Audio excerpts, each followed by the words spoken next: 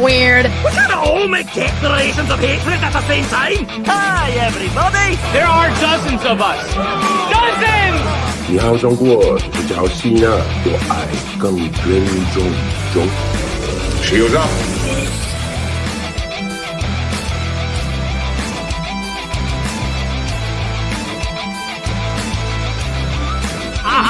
Alson, help me up onto his casket so I can dance on it.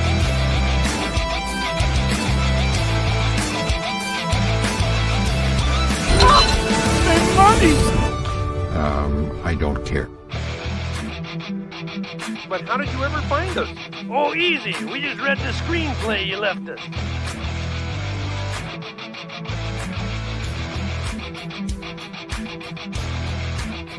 Glove gold! Glove gold! Glove gold!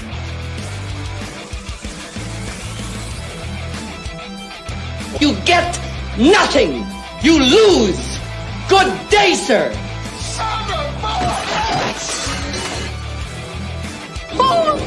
I'll help you.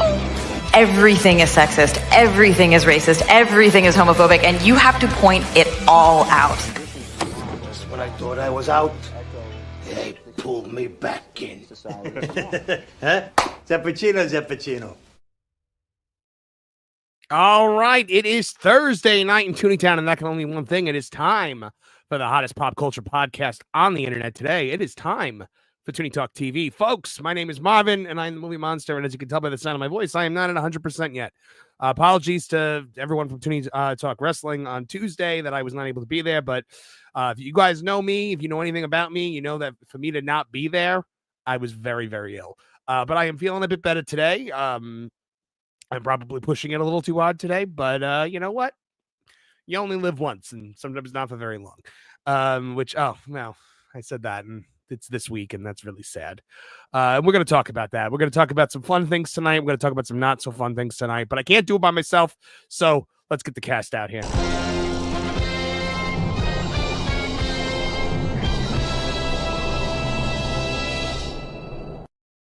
Oh, Kevin Apollo. There you are. Oh, nice. Well, you sound a little bit better. A little bit better. Yeah. I mean, no, I take it back. Yeah. Apparently I was lying. No, the second you said that, my lungs were like, oh, yeah. Typhoid. Right? Oh, you know what? I completely forgot. I have to. Well, we don't have any Cynthia Erivo news today, but I am planning on pulling the Cobra Law clip. Just to have it at my disposal whenever we need it. She won't go away. She won't go away. Yeah, she won't go away, and now she's Jesus. I feel like she haunts my dreams like Tracy Ullman and Robin Hood. We are going to be... Oh, my goodness.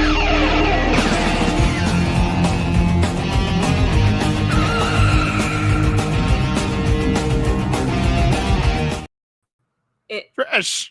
Hi, it hit me that that's kind of a sad opening video today. Well, kind of. A little. Yeah. Well, it's not like, not like Waterworld, but I kind of sat there, I was like, oh, it made me feel bad. We'll get that. We're not going to kick off with this. I mean, we're not going to start off with the doom and gloom. We'll get to, I'm just sitting here waiting, like, who's the third one going to be?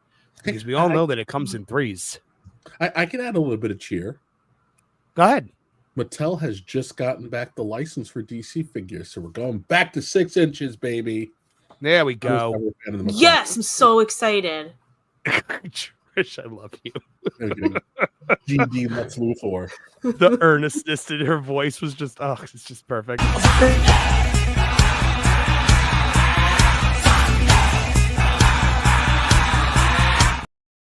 Oh, ladies and gentlemen, it's Nolan Thunder. Hello, friends. What's this I hear about? We're going back to 6 inches? Like, do I need more context? Get your mind out of the gutter, Nolan Thunder. How dare you? Not even old enough to make those figures. jokes. DC figures. My goodness. Oh, okay. Yeah. DC figures. You know, not DC. Oh my goodness. Nolan, how are you, buddy?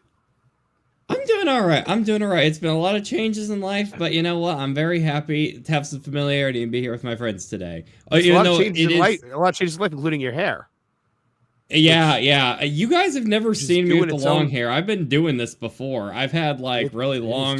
I've had like coworkers feeling up the back of my hair. Like this has been a thing, and I guess this is a big reveal to everybody now. So I hope everyone accepts me for who I am inside, and we'll see if this lasts another week. I don't know. I do not. I disown you entirely.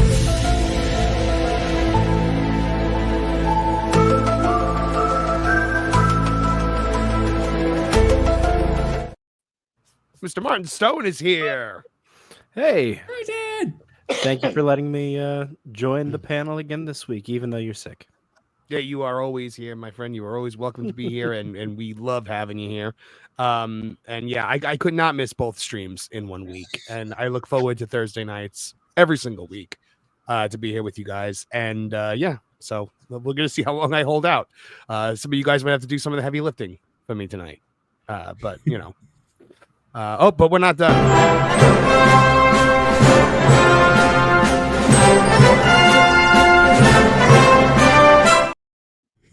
Lauren Connor is here.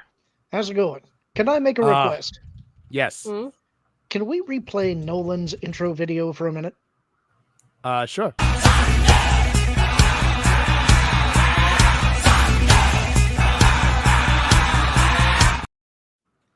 I had never noticed, and I now have to ask, is that a magnifying glass or a spoon? It should be a magnifying glass because I'm investigating Gabe. Yeah. Hold on.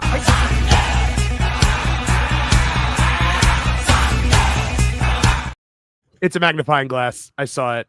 I saw why Lauren thought it was a spoon, though.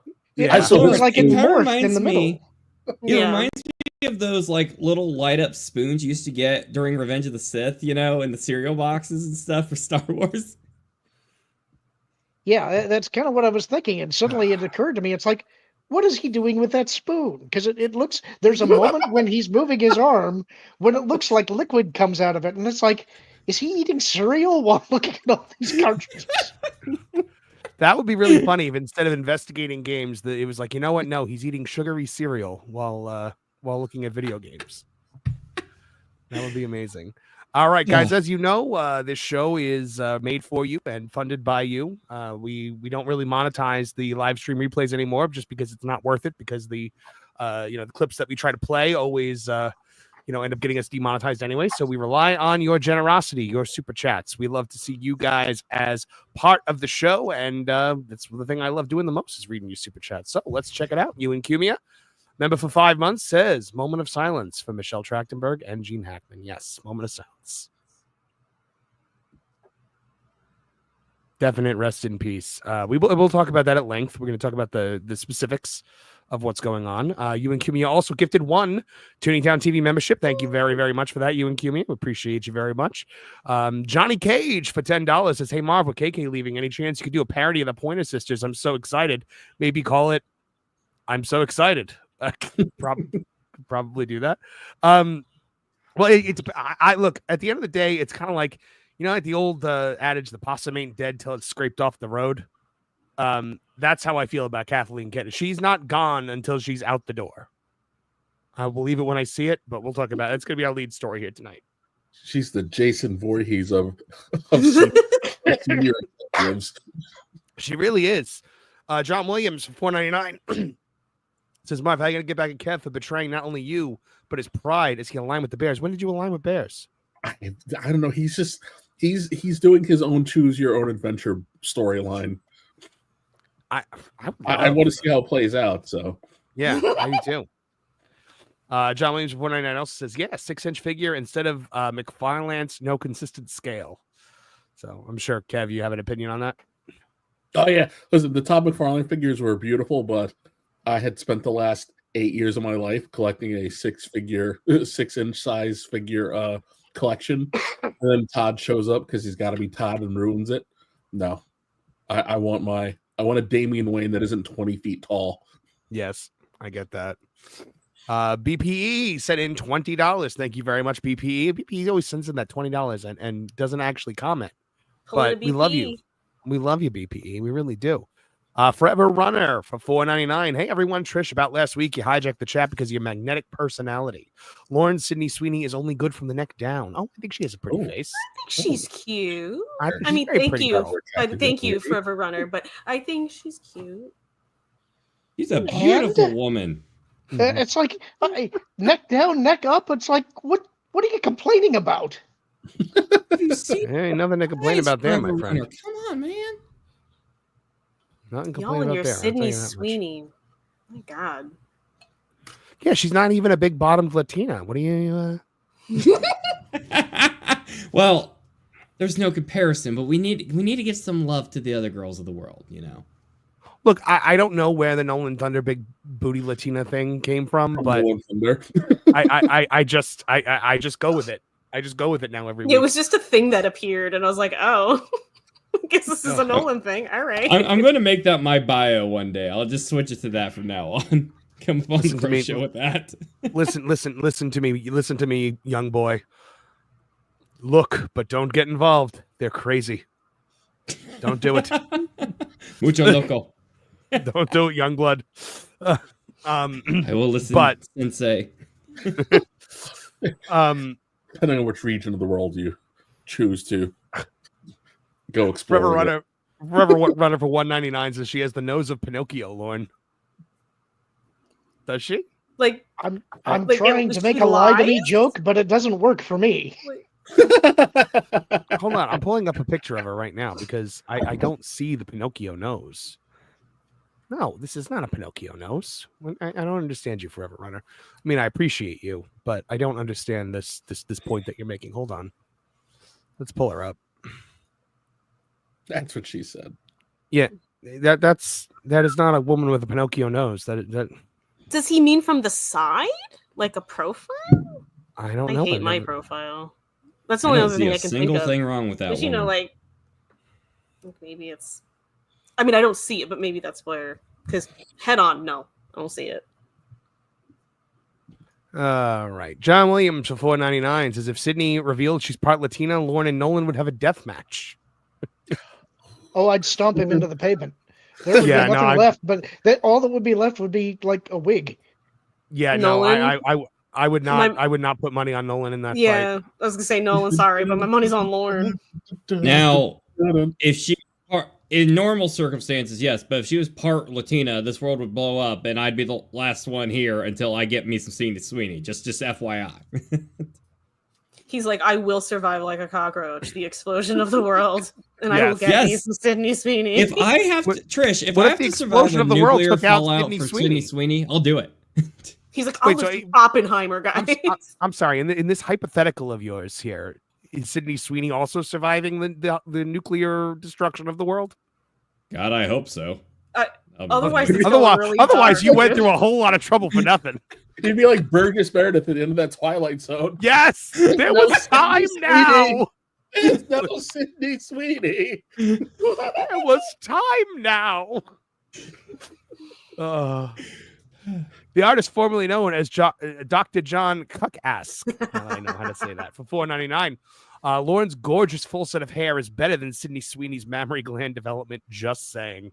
Yeah, I heard that wrong. The pro show got to see your luscious mane. Yeah, it was kind of a funny thing because apparently people thought I was bald, and that's why I wear the hat.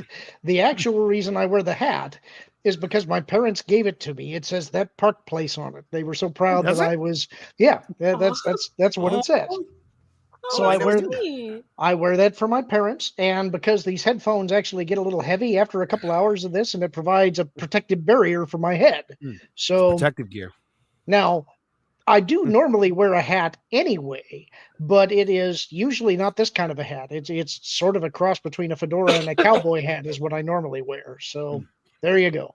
Interesting. Mr. Jamie Jam for $4.99, currently playing Like a Dragon Pirate Yakuza in Hawaii. Say that 5 times. And wow, this game is so much fun. Sega really cooked. Highly recommend it. Oh, I never played any of the Like a Dragon games, the Yakuza games. Nolan?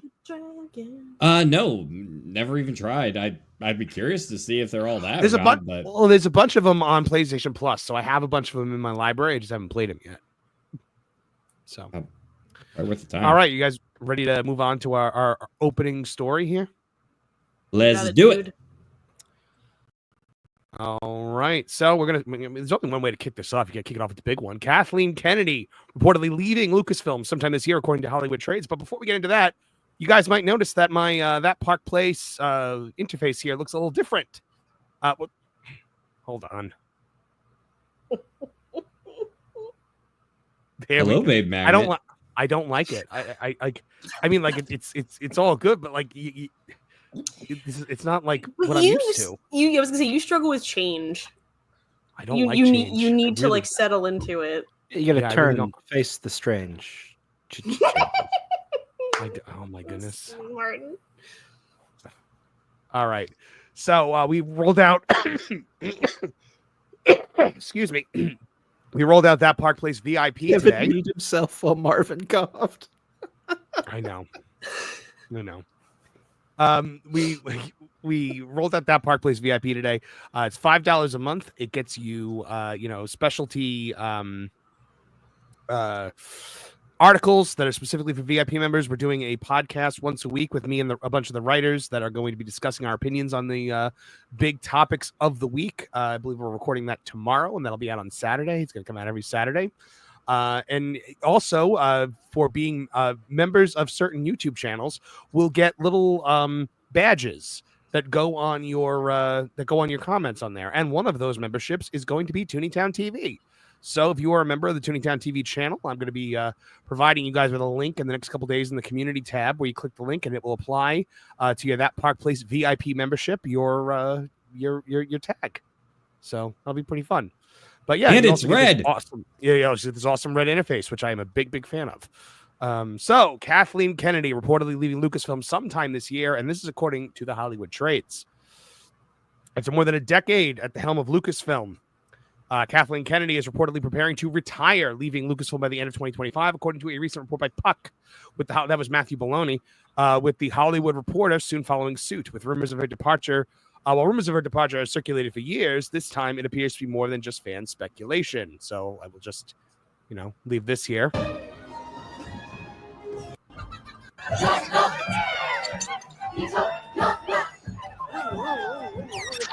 Okay, enough of that. Yet as fans rejoice over the potential end of what many view as a disastrous tenure, there's a harsh truth that must be acknowledged. Kathleen Kennedy may be leaving Lucasfilm, but the damage she has inflicted on Star Wars will linger for years to come. Now, first of all, am I right in that? Will Star Wars actually recover after her reign, or has she so infected the halls of Lucasfilm that we are not going to see any actual change? It depends on what happens after she's actually gone and who takes her place. If a new person comes in and they actually decide to roll out some meaningful change management and we see that entire story group gone, and I mean everybody, if you're not going to cut out all the cancer, then you should have just left it the way it is, because there's going to be no substantive change.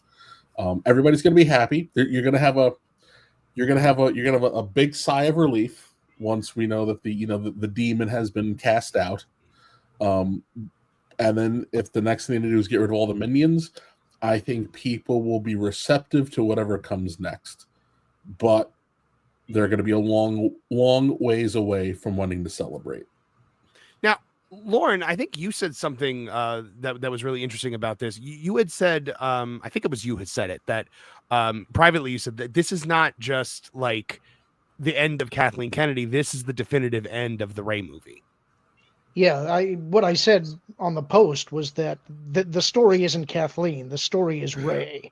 And what I meant by that is that I think it's pretty obvious that changes are being made within Disney. There's been some things happening behind the scenes that I think are significant. They're just not really public yet, and probably won't be, because some of the names involved are not people's names that you would recognize.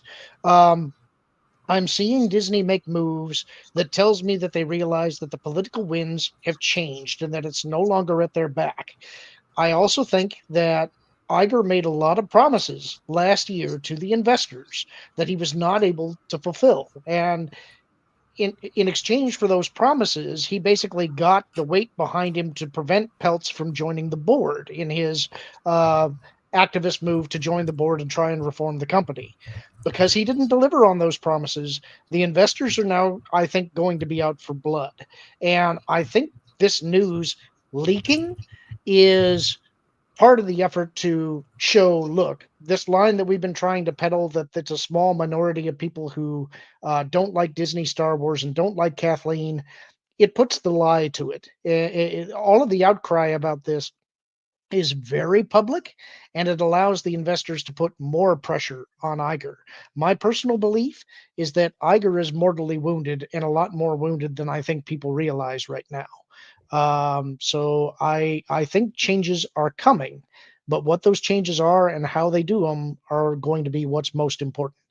Martin, what's your take on this? I don't see changes coming. I think that Iger is he's got one play, and that is to acquire things. I don't think he's a good manager. I don't think he's a visionary.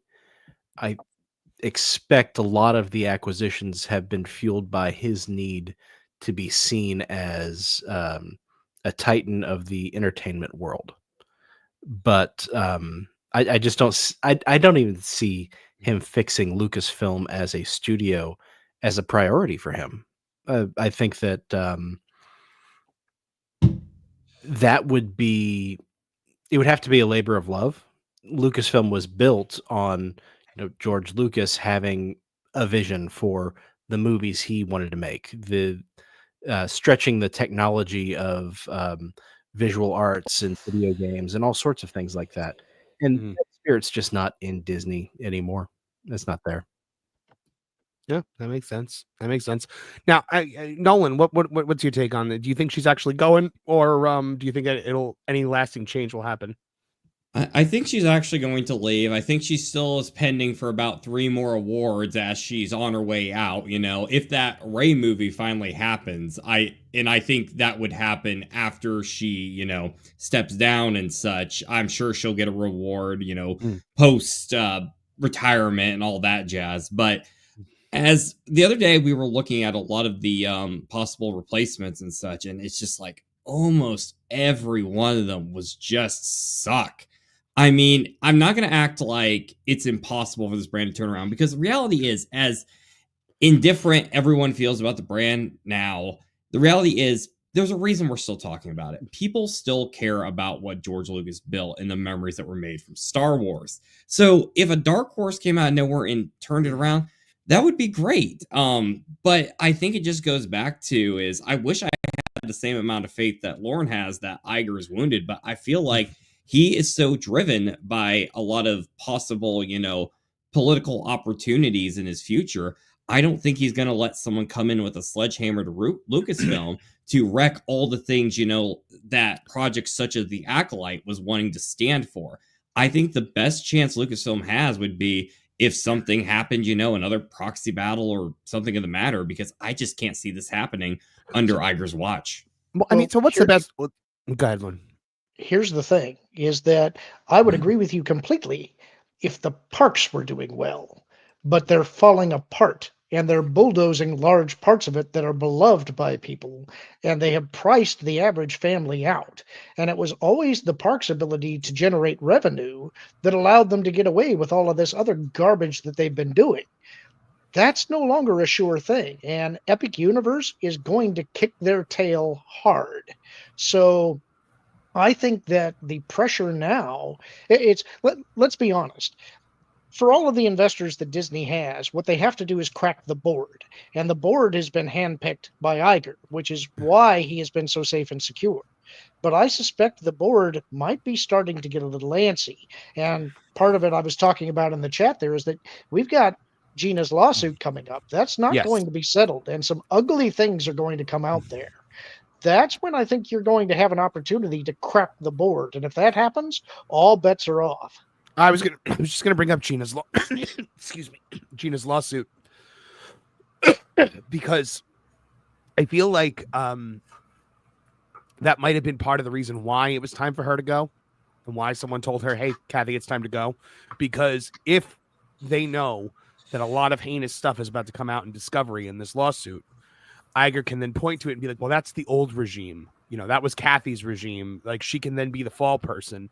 And, she'll probably take a very hefty, severance and payout or whatever, unless it's just the end of her contract, and then ride off into the sunset. But they could use her as a scapegoat in that lawsuit if worse does come to worse. And if she's no longer the head of the studio, then you can be like, well, that was the old regime. We do things differently now.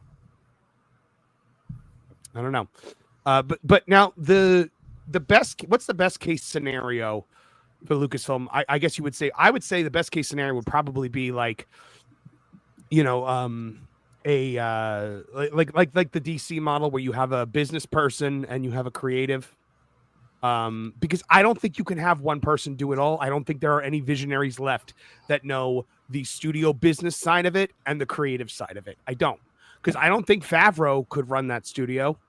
I think Favreau could be a great creative head. But I don't think Favreau would want the headaches of, working out budgets and things like that. I was going to say the same thing. Being a studio head is a very different thing than being a director or producer. Yeah. But, Lucasfilm, when George Lucas owned it, he picked and chose the things he was interested in that moment and went out and got funding for it. The funding side of it is kind of already taken care of, being attached to a larger entity. So it's just never going to be the same again. Without George Lucas being at the helm, nobody's really going to get Jedis, because he was always kind of shifting the goalposts on what a Jedi is anyways.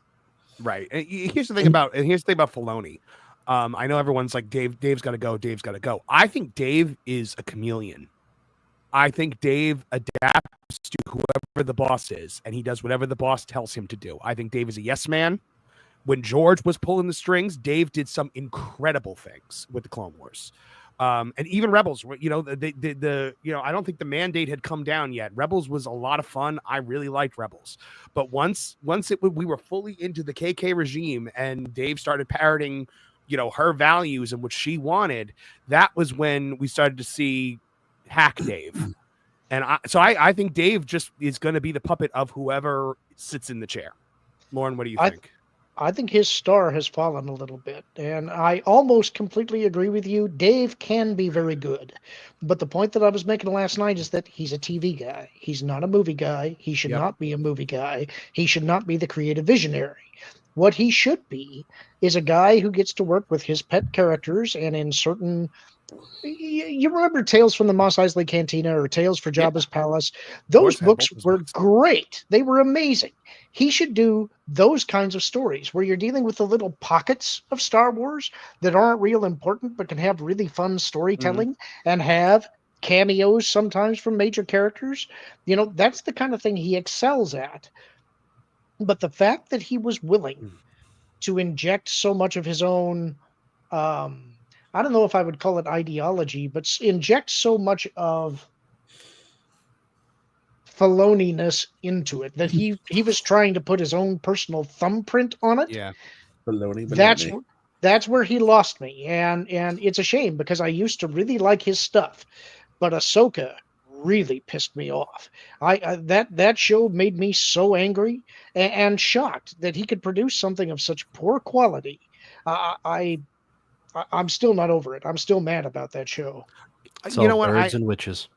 Yeah, it is. I had a thought like just yesterday where I was like, wouldn't it be like a funny thing if it was like the end of Return of the Jedi, but it's Kennedy in the Palpatine outfit, and she's shocking Ahsoka Tano with rainbow colored Force lightning, and you have the Darth Vader, but instead of like the bowl, it's the cowboy hat on his head, and it's Filoni like looking for KK to Ahsoka over and over again.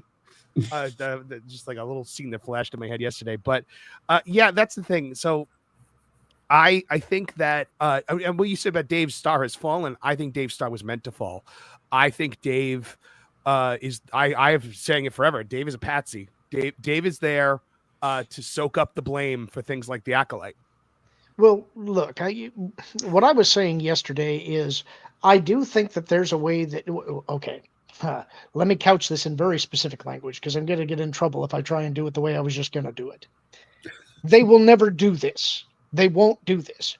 But if they truly wanted to fix Star Wars, what they have to do is they actually have to come out and make a real apology in the sense that they have to say, we understand we have not been good stewards of this property, but we're working to try and regain your trust. They have to make an apology to Gina Carano. They have to publicly rescind the sequel trilogy as the official sequel trilogy. Then they have to say that we're going to build a story group that is a real story group of lore experts who will have veto power over the creatives that they bring in if they are going to deviate from the core of what Star Wars is. And out of that group of core people, there needs to be one person elected, essentially, who is the creative visionary for the galaxy as a whole, the replacement George Lucas. And they have to set the storytelling priorities so that you can tell interlinked stories going into the future, going into the past, that don't violate their own canon. They then need to shut up for about 5 years while they purge the people who are in there currently and bring in new people and reconstitute their ability to do things. And in that 5-year period, if it were me, I would be getting in touch with Timothy Zahn, Michael Stackpole, Alan Alston, if he was still alive, but unfortunately he's not, Matthew Stover, and John Jackson Miller, as well as a bunch of the guys who used to run editorial at Dark Horse Comics. These are the guys that you bring in to rebuild the EU. And essentially, I think what they should do in that 5-year period is you build out a new EU based on the old EU that resolves some of the canon issues that were introduced by the prequels so that they are now still essentially the same story, but fixed so that the timeline works and doesn't violate itself in different places. You tell stories up to the point where you're going to begin your new movies, but that way you don't have a complete content drought. You build the plan so that you have games, comic books, novels, and things leading up to when you're going to kick up or kick off the theatrical releases again, and then you drop a big movie that picks up from there. That's how I would do. I think there's a lot of I think that's brilliant, but it's, you know, like you said, they're never ever going to do that because they're not going to admit that they were wrong. They're not going to admit their movies were bad. It's you know, we're stuck with what we've got, and I don't think there's a way to fix it. Now, of course, somebody has cast some doubt on Kathleen leaving. I don't know if you guys saw this. Go ahead, Lauren. I will say, I do think the sequels being rescinded is on the table. I don't have any inside knowledge on that, but I think that may be on the table. The rest of it is not, but I think there may be a chance there. People kind of forget, like, Lucas pulled Star Wars off the table for how long? Until the Power of the Force figures came. Yeah, so it is. Is that the one with Jacked Princess Leia? Yes, with Monkey Face Leia. Yeah, Monkey Face Leia and Lou Ferrigno Luke. Yeah, it was technically, it wasn't as long as it felt like. It was 7 years, but it was 1985 until about 1992, and then the Power of the Force line returned because the novels had kicked off, and suddenly Star Wars was back. Now, here's a question, Lauren, real quick, on your point there. You're saying that, I definitely agree here, where, you know, they need to come out with these statements and stuff. Do you think anyone who's currently within Lucasfilm, Dave Filoni included, can actually make that statement to have the weight to where the fan base can possibly start getting trust? Like if Filoni, for example, made this statement, would people buy it just because he jettisoned the sequel trilogy? It can't be anybody who's been there under the Disney regime. I think it's going to be one of the people who is part of the new leadership structure, whoever that happens to be. I have my own belief about who's going to be involved there, but we're going to have to wait and see if any of that comes to pass. We won't know until they start announcing some things. So now what we just saw the other day, CNN has claimed that Kathleen Kennedy is not leaving. However, the Hollywood trades are continuing to discuss her departure. Now, CNN, an outlet struggling with dwindling relevance and collapsing ratings, has inserted itself into the conversation, saying that she's not leaving, citing an unnamed source who claims there's nothing there right now, which is the entire rebuttal. So what they said was any announcement of Kennedy's retirement, if indeed there's anything to announce, will be made public when actual decisions are made. That is not in any way, shape, or form a valid argument, I think. And here's my argument. Look at who was initially reporting this. Puck, but with Matthew Belloni, Variety, The Hollywood Reporter. They are not running this unless the studio has confirmed to them that this is happening. These Hollywood trades, the call is coming from inside the house. The Hollywood trades exist as an arm for these studios to get their spin, their rhetoric out there to the public in a way that does not directly tie back to them. There's no way Variety or the Hollywood Reporter is running on something because Doomcock said it. And nothing against Doomcock, but I'm just saying, like, it's not like it was a scooper on YouTube that was saying it, and now the big trades are running with it. They are not going with this unless they know for a fact that this is happening. And CNN, I'm going to believe Variety and the Hollywood Reporter about something like this before I believe CNN. I don't believe CNN about anything, but what do you guys think? Do you think the fact that the trades are the ones that are involved here, does that mean that, we are looking at the truth? I say that's the one thing that's been different about all of the alleged demises of Kathleen is that these didn't start in the trades. The trades may have responded to it a day or two later, but this came directly from the trade. So Kathleen may not have known about it, but Mr. Iger made sure someone did. Oh, wouldn't that be amazing? Yeah, Kathleen Kennedy. Go ahead. Kathleen Kennedy is undeniably one of the great producers of all time. She's been involved in so many wonderful movies, and she's made it known that she wants to leave on top. And I think that's exactly what she's doing. And I think we in the YouTube community need to remind her daily that she is leaving on top. Yes. Huge victories that she's accomplished. A big win. Bravo, Kathleen. Like you've earned your bow. Like I said, she has won the Lady Macbeth Lifetime Achievement Award. She is very good at being in the room where things happen. Did you see that thing that I responded to? I never respond to these kinds of things usually on Twitter. But when this broke, or when somebody said this, I thought it was the stupidest thing I'd ever seen in my life. Somebody was like, a lot of people don't understand that without Kathleen Kennedy, there'd be no Jurassic Park, there'd be no E.T., there'd be no Raiders of the Lost Ark. These things wouldn't have happened. I was like, no, they would have still happened. The only difference is that Steven Spielberg would have been slightly less caffeinated on the set. He would have enjoyed his coffee. Yeah, he would have actually. Yeah, maybe he would have been in a better mood. Yeah, hold on. Remember, Kathy came into the room with her steno pad and her pencil, and she was horrible at taking notes, and she was terrible, and she didn't really know how to do it very well. But what she did know how to do was interrupt somebody in mid-sentence.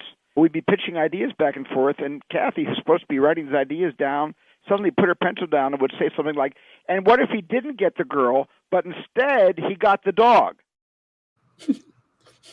That's all you have to know right there. All you have to know right there. Yeah, fantastic idea. You're amazing, Kathy.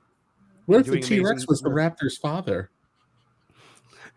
I think what that means is that Frank Marshall got the dog. You say, what if the T-Rex was the raptor's father? But in Jurassic World, it actually is sort of the other way around. The raptors are used to make the new Indominus or whatever. Yeah. Wait. If it's you get the dog in the end, maybe we know what other movies she worked on. This world will beat you down, beat you with a stick.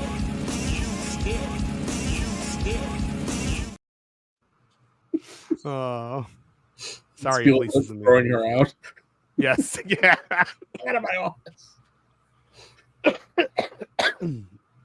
She knew where all the bodies are buried. That's it. I honestly think George thought that she was a friend and that she owed him and that she was going to do what he wanted to do and be the preserver of his legacy. And then she did not do that. Gleefully. Yeah, I think he expected the sequels he laid out to be made. Yes. George was definitely expecting that. That's why he gave them the treatment. And you could tell from the interviews he did, he was very hurt over the fact that they didn't use them. I think he was hurt. I think he was insulted. Yeah. I think he was insulted that they threw out his treatment. Like, how do you, I don't know. I don't know how you throw out something George Lucas says you should do with Star Wars. But speaking of things going on with Star Wars, hold on one second. We break for $50 here on this show. And we just got a $50 super chat from Tyler Golasinski, who do you want to do this as Paul Bearer, Kev? Oh yes, Harry / Undertaker monster is alive, and oh yes, let's be that Harry Undertaker monster survive the nerd flu. Thank you, Toby doesn't have to punish himself for Harry / Marvin not coming back from the nerd flu. Your Dobby is ridiculous. Your Dobby is ridiculous. I didn't watch We gotta leave the movies. I'm doing the best I can. Dobby does not have to punish himself while Martin punishes his lungs. I've only seen 2 of them, and then I got Dobby on his deathbed. I know. Dobby is a my wife and said, Harry Potter gets everybody he knows killed. Why are they doing this for him? He's terrible. Because he's the only one. He's the chosen one. They need him. But what if Neville is the chosen one? You know, Wait, he so did if I sound get like- that last Horcrux. He did. If by the way, if I do sound like dying Dobby, then I'll do Dobby's for Harry Potter. Stop. That's when he died. That's when he Stop, died, Trish. stop. You and Harry got Yes, him killed. stop. Yeah, when Harry got him killed too. Yeah, Harry gets everybody killed. But thank you, Tyler Golasinski. That is very generous of you. We very much appreciate Yes. Yeah. Oh, actually, yeah. Don't reward a $50 super chat with that. Yeah. Oh Being my friends goodness! with Harry Potter is like being partners with Harry Callahan. You're going to die at the end of the movie. Yes, you pretty much are. Unless you're Ron or Hermione.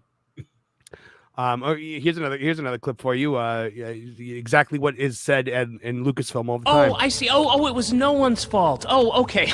I'm sorry. Well then, problem solved. I still hear Nolan. Thank you. I still hear Nolan. Wait, you think that sounds like Nolan? No, it sounds like he says Nolan.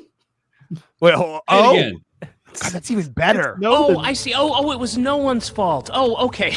Oh my God, he does say it's Nolan's fault. Okay, well now we have a completely new new meaning to that clip. I know he doesn't say Nolan, but he does say Nolan. Nolan, you're under attack. Shields up. Hey, by the I'll be way, in my ready room. Are we talking about Grace tonight? Grace? Under fire? Randolph. We're not talking about Brett Butler. Grace Randolph's brand new voice, as she said George Lucas did a bad job with Star Wars too. Wait, what? I had not heard this. Yeah, No. it's in the X chat. You hear this story? No, I didn't. I was busy all day. He's busy coughing his lungs up. Yeah, what happened? She's trying to say that the prequels were bad too, so you know. I hate that I can't actually do the voice tonight. But remember, this will begin to make things right. That's the hubris that these people had, because they were so convinced that we hated the prequels so much that we would fall on our knees in thanks for what they produced. No, you're 100% right. You're 100. This will set things right. Yeah, and they were so anti anything in the prequels. Look, isn't it great when? Sorry to cut you off, but isn't it great when they use the people versus George Lucas as the prime example of the Star Wars fan base when that was already an awful interpretation of Star Wars fans as a whole and an awful documentary at that. I hated that documentary. People versus George Lucas. It was terrible. Terrible, terrible, terrible. All right. Well, speaking of Star Wars, this is the Andor season 2 had a pretty interesting trailer. And the release schedule is kind of a head scratcher. So Disney released the trailer for Andor season 2. And while fans of the critically praised but underperforming Star Wars series may be excited, there's something unusual about the company and its handling of the release schedule. Instead of the standard weekly episode drop, Andor's final season will be released in 4 chapters consisting of 3 episodes each. That means the entire season will air in just 4 weeks, an approach rarely used for major franchise content. First of all, the trailer was really weird because the preview features Steve Earle's The Revolution Starts Now, a modern contemporary rock song that just felt completely out of place in Star Wars. I thought that was really, it would have been a really cool trailer for like a Jason Bourne movie, but it was really weird here. But my theory on this, guys, and this is why they're doing this with Andor, I think they are very shaken by the fact that Skeleton Crew failed to chart on the Nielsen rate charts at all, and the Acolyte, only charted once or twice. By releasing 3 episodes at a pop, they're gaming the system. And because the way streaming ratings are calculated, it's by minutes watched, not by viewers. So they might be able to get Andor onto the streaming top 10 with 3 episodes releasing at a time. You have 3 40-minute episodes. If people are watching that, that's 120 minutes. I don't know. What do you guys think? Am I I don't think this is just a Lucasfilm thing either, because that's what they were doing for Spider-Man here. They've been changing up the Disney Plus strategy. It probably has something to do with Nielsen, like 3 per week, and I guess mixed results. I think that there's a couple reasons that they're doing it. There's the minutes watched that you're talking about, but I think it's also in Andor's case, because Andor season 1 was a lot more cinematic. And each one of the episode drops for each week is supposed to cover a year of time. And so I think they're wanting this to feel more like a movie each week. And I think that's also going to appeal to the advertisers. When you get the increased minutes watched, they've been in hot water with the advertisers lately, with some complaining that they weren't getting the return on investment that they expected. This is one way they're trying to fix that with the advertisers, is my hunch. I agree with you. I also think one of the things that, one of the chief complaints about Andor that I remember, and this is my complaint when I tried to watch it, because I never finished the first season of Andor, so I'm going to have to go back and watch it. When you watch it on a week-to-week basis, it moved very slow. It was a very slow show, and I think it suffered from the weekly release. I think releasing it 3 at a pop is probably a good idea, especially if each one of these chapters is its own contained arc. I don't know. I think it could possibly work. We wouldn't have to suffer through like we did with Skeleton Crew, for weeks and weeks and weeks. So I'm for it. I just think that they're trying to get cute with the numbers a little bit. Yeah. I think for the amount of money they're spending, they can't have this on Disney Plus. It needs to be licensed out to Netflix, just because that's the only platform big enough to justify these kind of numbers. That's a valid point. I mean, Netflix is really the only game in town right now when it comes to big streaming releases. Go ahead, Kev. What were you going to say? Well, you're seeing the tail end of hubris. The Bob thought that they would have overtaken Netflix by now. That's why they spent money like drunken sailors. And, it's just not the investment, the interest isn't there. And I kind of look at Disney Plus kind of like Andor. Like, it's kind of hard to get excited about the Andor character because we know that he is going to die. So right. Spoilers. There's no going forward. It's kind of like why we're kind of stuck in the MCU. You killed Iron Man. You killed Black Widow. I'm not going to run out and buy a new Iron Man toy. I watched him die. Well, that's the thing. We know now that, you know, every step that Cassian Andor takes in this in this show is marching him toward Scarif. So and that's the problem with prequels is, you know, you never know who's going to live and who's going to die. You do know who's going to live and who's going to die because you understand where things are going.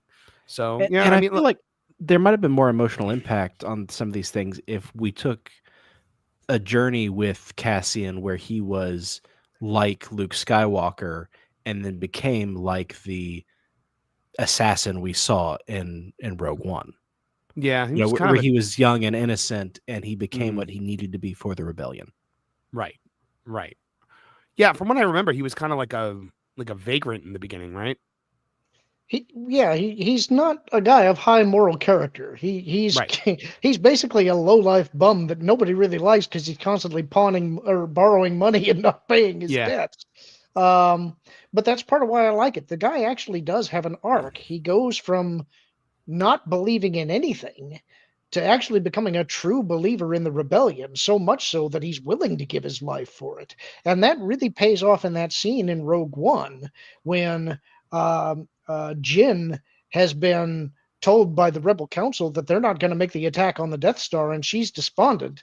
And he gets all of his troops together and say, look, we're all broken, and we're looking for something to believe in, and we know this needs to be done, and we're going to go do it.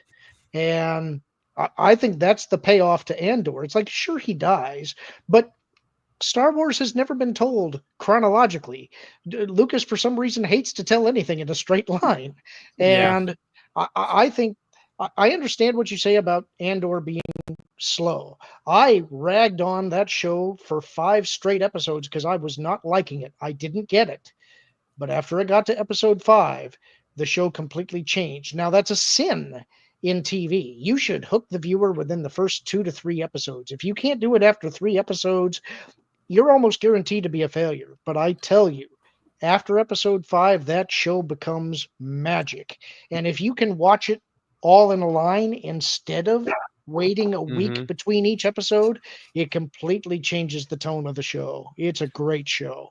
Lauren, do you think that Tony Gilroy not being a Star Wars guy, do you think that helped?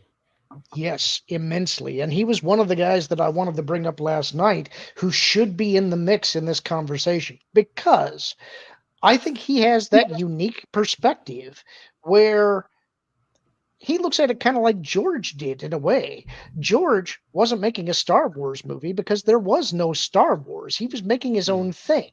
And the way that he envisioned it was that I just happen to be a camera guy shooting a documentary or something that's happening in a different galaxy. I think because Tony is not so enamored of the universe, he's trying to hit the same kind of documentarian style. But bizarrely, they paid so much respect to what had gone before. Lore-wise, it kind of blew me away. And that's why I'm excited about season 2, because I am convinced that they're going to be showing the Gorman Massacre in this show. And that's a pivotal event in the rebellion. And that's what I think they've been leading to. There were hints dropped about it in season 1. And if I'm right, that means we're going to get to see Tarkin this season 2. That would be interesting. I mean, we've seen what's his face? Director Krennic. We've seen him in the trailer. So yeah, we know we're getting K2SO this in this one.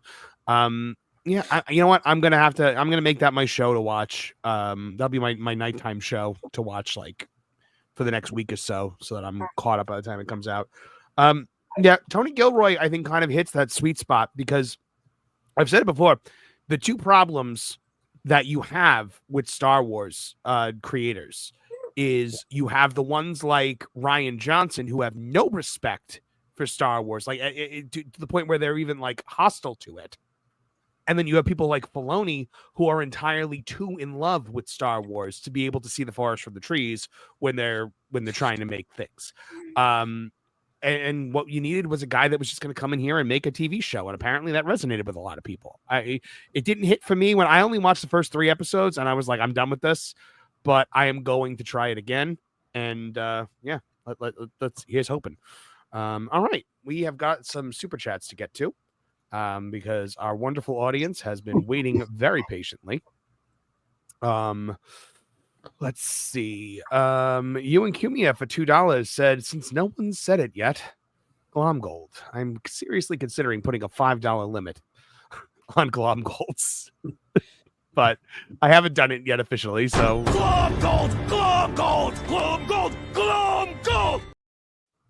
And then Butter Biscuit 92. Became a member of the Tooney Town TV channel. Welcome, Butter Biscuit. Appreciate having you here. Butter Biscuit also said for $2, Lucasfilm needs to be Order 66 to survive. Yes, you got to get rid of all those KK disciples. That is that's the long and short of it. Savage Beast, member for 3 months. Thank you very much. Says Gina is the next owner president. Lucasfilm settlement. Trish's new intro song, "Summertime Sadness." What does that mean? I don't know. It's a Lando Race song. Oh, okay. I'm not too familiar with her. I mean, I know who she is, but okay, I'll have to look it up. Okay, I'll look it up. Real Rain 89 for $10 says, if Iger gave Star Wars Theory a small budget indie style movie, I think he could jumpstart Star Wars in a heartbeat. Well, Star Wars Theory is an intelligent guy. He knows the lore. I do like his animated stuff. So, he I think he's a talented guy. So I like Star Wars Theory a lot. Haven't had the pleasure of actually meeting him, but he's a creative guy. So Regina Sharp for $5 says, sorry I'm late, was busy all day trying to get Disney to sell out to Glom Gold, Glom Gold, Glom Gold, Glom Gold. Somebody shared the I think it was I think it might have been Ryan Damon or somebody. Somebody shared the GIF that was just like, how'd you know it was me? And Huey, Dewey, and Louie were like, it's always you, and it always will be. I love him so much. Oh, Pam Epsom, member for 2 months, says Kathleen Kennedy is taking longer to leave than it did for the Romans to leave GB. Oh, fantastic. Ronan Bunny, member for 1 month, says Gina Carano is CEO, please. That would be funny. And Ryan Matheson, member for 4 months, says you should watch the Dobby in Star Wars clip. I didn't know that was such a thing. I haven't seen that. Have you guys seen like Frank Drebin in cut into different things? I have not. That sounds incredible. I've seen. Have you ever seen these It's Michael Scott inserted into Mass Effect. Yeah, it's so good. It's so good. But we have to get like actual like I just saw an action required. We need to get merch. It's been a while since I heard that. That made me laugh. We need a shirt that just says Black Voldemort on it. Just simple font, just nothing. Yep, black shirt, white font, Courier, Black Voldemort. Period at the end of it. I'd buy that shirt. And I never wear it out in public. We should be like Photon Empress for $100. Thank you so much, Holy Photon Empress. macaroni. Wow. She says, I'm building a new control room in Starbase. Team name is, for those of you that don't know, Photon Empress works for the Elon over there at SpaceX. Building a new control room in Starbase. Team name is Vader. So control room name needs to be Star Wars related. Ideally Sith Galactic Empire. Can't use Lucas Stormtrooper or Star Fortress. Ideas. Oh, okay, guys. Let's Malik. Revan. Revan. Malik. Starforge. The Starforge. That's it right there. Photon Empress, the Starforge. I have a question for Photon Empress. Is Starbase now officially a city in Texas, or is that still pending? Obviously, not sure. Can't respond. Yeah. But you're just waiting. Man. What do you think? I'm trying to think of like other cool like EU things. Well, you could use the Maw. The Maw. It's a research station. Korriban. I think being a tomb She world says almost pending. Tomb World might be that might have bad connotations for the project. Yeah, maybe. What was the name of the shipyards near Coruscant? Quat drive yeah, yards. That could be something. Quat drive yards. Quat of quat. You pronounce it quat? Yeah. How do you pronounce it? Quat. Oh, I always said quat. Oh, okay. Maybe I'm wrong. I never listened. You know, I never listened to an audiobook from that era. So I didn't either. I just always assumed it was quat. You know what? I think I remember in one of them hearing it said as quat. That's what I've always let's see. Jared Markham says Bane. Bane, that is a good one. I'm trying to think of like other like cool Sith things. Tython. Executor. Yeah. What was it? I always heard Executor. That's how I pronounce it. Was that how it's pronounced? Executor. That was what I always called it. And I think it had a sister ship, the Executrix. Okay. Yeah. There's also Lusankia, but we don't talk about that one. We don't talk about that one. Did Belina Darzu's fortress on Tython have a name? I don't think it did. With all the techno beasts? But that's pre-Empire. She says, was considering Scarif or Skywalker for Anakin, of course. Don't name it after Mark Hamill. Starkiller. Starkiller base. Oh, no, I meant like Force Unleashed Starkiller. Oh, no. You can't call it Starkiller because then it's... somebody brought up in the chat I saw before about like, whether a Starkiller series would have helped Star Wars. And I really thought... You remember when we had that Inquisitor in Ahsoka that everybody was wondering who the heck it was, and it just ended up being a fart cloud in a suit, which is another reason why I hate Ahsoka. Yes, I was convinced that it was Starkiller, because I thought what an amazing story it would be if this turned into an Ahsoka versus Starkiller show, and you had the apprentice of Anakin versus the apprentice of Darth Vader. Oh my gosh, that would and what added to it was.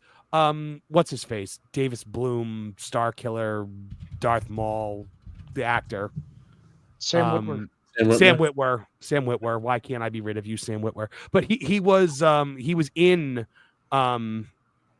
actually like listed in the cast for Ahsoka. So I was wondering. So I was convinced. I was like, this guy's Starkiller, and it was not Galen Marek. But man, that would have been cool. He's such a cool character, and Sam Witwer will literally do anything Star Wars that you put in front of him. So I don't understand why they didn't go for it. Well, I'm in the camp that I love Starkiller as a game character, but I don't think that he belongs in the universe because he does break it. The conceit of the game is that his force powers are way stronger than anybody else's, and I don't think they're meant to be that big. And actually, that's a problem that I have with the old EU, which they eventually had to self-correct because authors kept making the powers bigger and bigger and bigger. The Force is supposed to give you just a slight nudge. It's a very slight precognition, slightly increased strength, slightly increased speed, a little bit of precognition, but not much.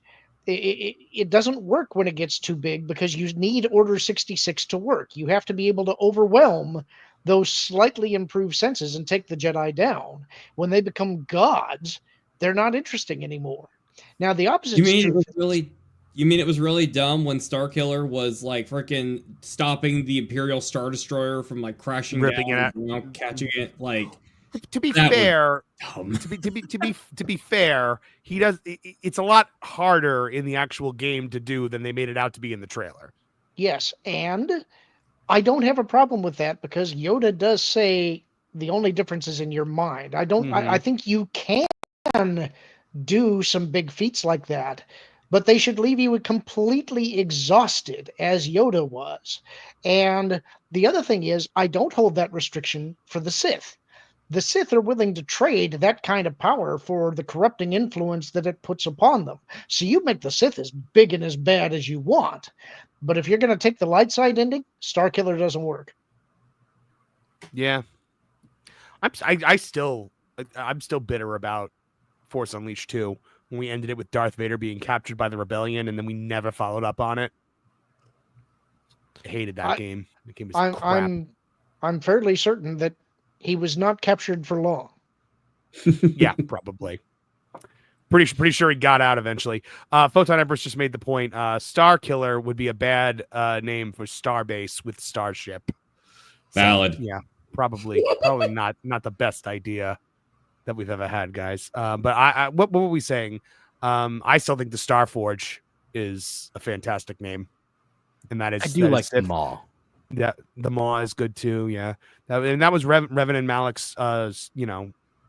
Base was the Starforge that created starships. So, I think that would be that would definitely be. Photon Empress, thank you so very much. You are a wonderful friend of this channel. And I wanted to have a clip lined up for you, but I don't. Oh, I see. Oh, it was no one's fault. Oh, okay. It was Nolan's fault that I didn't have one. Yeah. For this too. It was Nolan's fault, and for that, Nolan, I.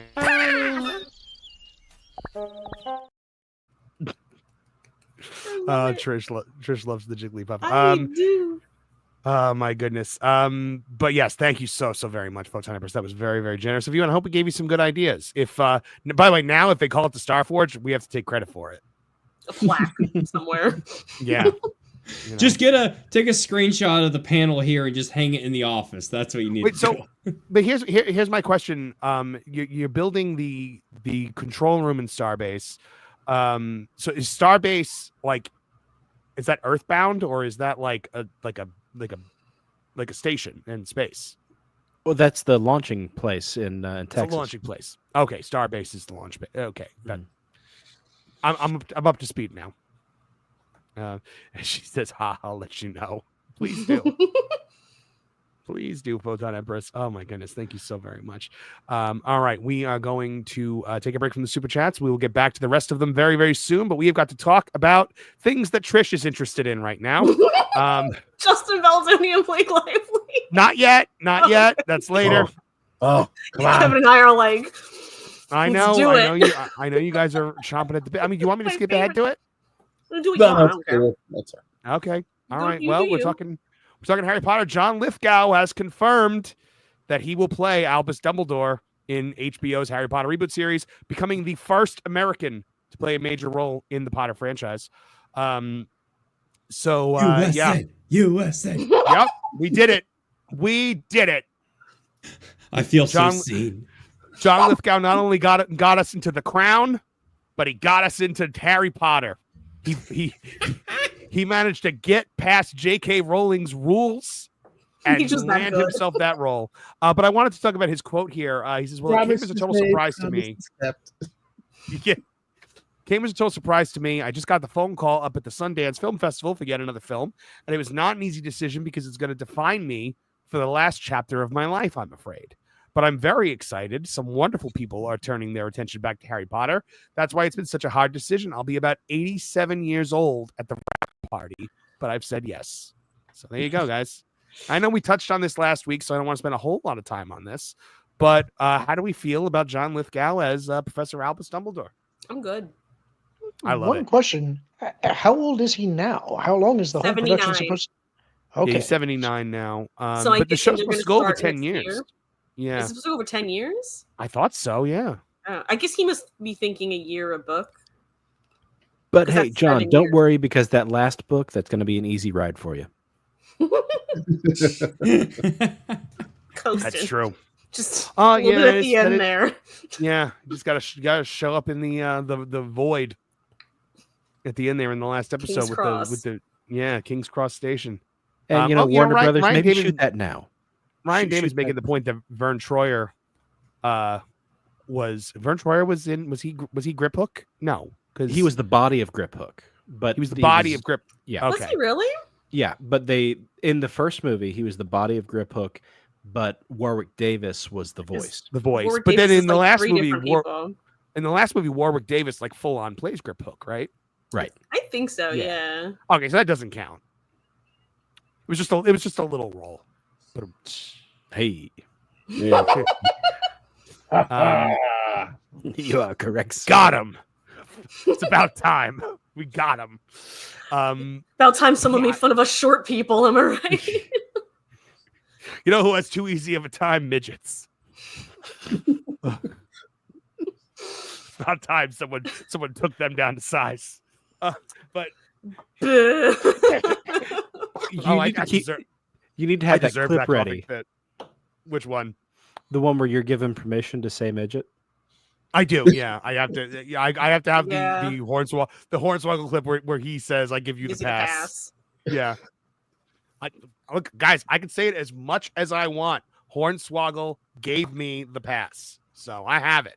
I'm the only one here allowed to say it. So, the way he's like, I'll never forget what he said. He says that word makes me money. You put little person wrestling on a poster and people will think it's Johnny Gargano. And I was just like, oh, bless you, Hornswoggle. So John Lithgow, very exciting. Now here's Ryan Damon here is saying Peter Dinklage protesting. Do you think Peter Dinklage would protest if they offered him Grip Hook or Professor Flitwick? No, he'd be fine. If he got the role, he'd be fine. Oh yeah, I think they should just bring Warwick Davis back as Flitwick. Just let him do it again. Yeah. Maybe they could use that role to give it to all the actors that could have played the dwarfs in Snow White that he kicked to the curb. Like, I would like to see them get a chance. Then it's discrimination and just, I don't know, you can't say racist, but whatever sizist then. How could I be so discriminatory? I'm sorry. Yeah. Be 7 different actors playing one role. Hold on. We do have a little bit of breaking news here. Uh-oh. We're switching. Sorry, Trish. We have to switch gears here with Harry Potter just for a second, because Kathleen Kennedy has said that she is not retiring, but has been looking at an eventual succession plan for a new leader of Lucasfilm. We'll probably make an announcement months or a year out, and I have every intention of sticking around to help that person be successful. That would be leaving, apparently. It's nice to have intentions. Personally, I think this is the worst thing that she could do, because after the elation that everybody just had about this announcement coming out, what do you think people are going to say about this? This is just going to make more apparent why she has to go. I'm still convinced she's leaving. I don't think she's going to be around a year and a half from now. Well, she has said apparently in this Deadline article that not only is she is not retiring soon, and the films will keep her in the Star Wars orbit for years to come. Films. Yeah, what films are you making, lady? Let's get one first. Let's see how that goes. Well, we all know what this was. We have a clip for it. Go which your fools clip? Idiots clip. Oh yes. This Fools! Idiots! Imbeciles! That's Catherine. You need to add that clip from A New Hope where Obi-Wan's like, it's as if millions of voices cried out and were suddenly silent. Yeah. Cried out in what, Nolan? Horror? Terror? I can't remember the line. There you go. It's terror. I'm not the master of the lore like you are.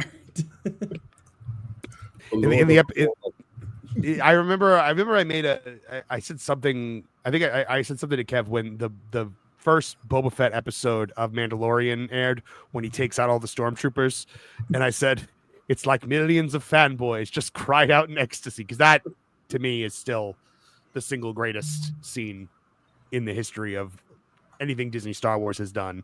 I used to watch it dubbed over with the Celine Dion, "You're here, there's nothing I fear." It's that was, I think that was the moment where I marked out for that more than I did for Luke. That was my moment. That was my ultimate moment, and I wanted to buy Jon Favreau a steak dinner after that. That song they introduced again. What was that, Martin? I've got a Lorne question. So there's a scene that takes place in the Millennium Falcon. Basically the same scene. The voices crying out, but where Han Solo is talking about how there's no invisible force controlling his destiny. He doesn't believe in luck, and Alec Guinness gives him this wonderful little smirk. And I've had this debate with friends. Do you think Alec Guinness or that Obi-Wan Kenobi is like, yeah, you might think that, but you're Force sensitive. Force sensitive? No, not exactly. If you listen to the radio dramas, Obi-Wan actually has a conversation with Luke about Han and Chewie that kind of goes into that a little bit. And he basically says to Luke that there's more to Solo than meets the eye, but he's not talking about the Force. He's talking about the fact that he puts on this gruff exterior and pretends not to care about anybody or anything. But the fact that he's got a Wookiee for a companion speaks to something a little deeper there, and that he thinks that there's probably a heart of gold underneath that charming rogue that he doesn't want anybody to see. And by the way, back to Harry Potter for a moment. John Cooksack just said, I guess we forgot about Johnny Depp. No, we're talking Harry Potter specifically, not Wizarding World. So yes, in the grand scheme of Wizarding World, Americans have played characters because, Johnny Depp was obviously Grindelwald and in 2 movies, and the first movie took place in America. But we're talking Harry Potter proper. The films were all very much, given that mandate by Rowling. So, and she was bringing that mandate back, for this. So all bets are off now. All bets are off. That means you're not going to have Black Voldemort. We had British Superman. They could have someone American in Harry Potter. Come on. I agree. We've had British Superman and Spider-Man and Batman. British Batman. We've got it all. Oh, good for you. I forgot about that. Oh, I love that so much. That's a sound clip I have to get. So John Lithgow, big positive, I think. I'm kind of surprised because it feels like they're nowhere near announcing anybody else. Like, it just seems like they were like, here you go. I think after they floated the idea of Black Snape and it got the horrible reaction that it got, very quickly they needed to give the fan base a win. Yeah. I'm hoping they've reconsidered the Papa Sidu. I trust nothing. Yeah, but I don't think they're gonna reconsider that. So speaking of things that should have been reconsidered, Rachel Zegler is in the news. She attempts to walk back Snow White criticism in interview with polished Disney PR spin. I had 5 minutes of joy, and now we're just with the Rachel Zegler. Yeah, well, we're gonna be here for just a little bit. Crazy. Your picture great choices, man. I know. I am the king of finding terrible stills of people that I do not like to use for articles. So in a recent interview with Vogue Mexico, Zegler rebranded the backlash against Snow White and her earlier remarks as a sign of passion from the fans. She says, I interpret people's sentiments toward the film as passion. What an honor to be a part of something that people feel so passionately about. We're not always going to agree with everyone who surrounds us, and all we can do is our best. She stole that from Henry Cavill. Did she really? Wait, what? I was in the middle of writing. Remember when Cavill was asked about toxic fans and he started talking about fan passion? Yeah. I used to have the clip in here just for, we needed to talk about Henry Cavill because I love that clip so much, but I don't think I have it anymore. She basically did. That was a far cry from, well, it's not 1937 anymore, and very evidently so. She's a better so. That's the thing. Here's the thing. It's so disingenuous. It is clearly polished Disney PR spin. It is why even make her bother at this point? It is what she was told to say. And so she went out there and said it. Nothing's going to save it. Yeah, well, nothing is going to save this. Did you see what they were estimating the first? I don't know if it was the first night or the first weekend's box office numbers were. That's the next thing we're going to talk about, Lauren. So too little, too late for a lot of people because I want to hear it. Disney's Snow White box office projections plunge even lower as House of Mouse braces for looming Rachel Zegler financial disaster. Just when it seems like the box office outlook for Snow White couldn't get any worse, new projections indicate the film is set to open even lower than expected. According to a leading Hollywood research firm, the live-action remake is now tracking for a $53 million opening weekend in North America, with estimates ranging between $48 million and $58 million.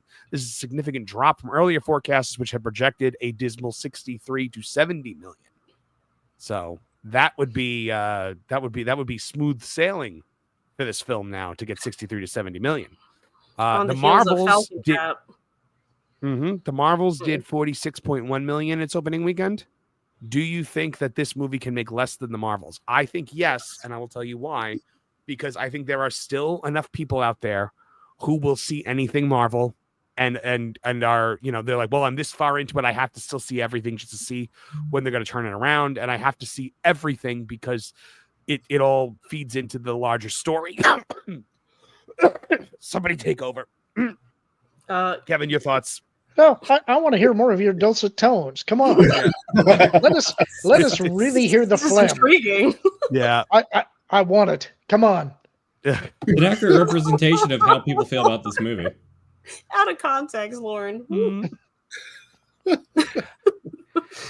But yeah, they're trying very hard to. So now the strategy has shifted. So now instead of being like the original is terrible and we hate it and we did something completely different, they are now injecting scenes from the animated film into commercials for this. They just to be like it's just like the animated film. I feel like they're just making it worse. Yeah, we have a word for this. Gaslighting. Yeah, gaslighting everybody. The desperation move.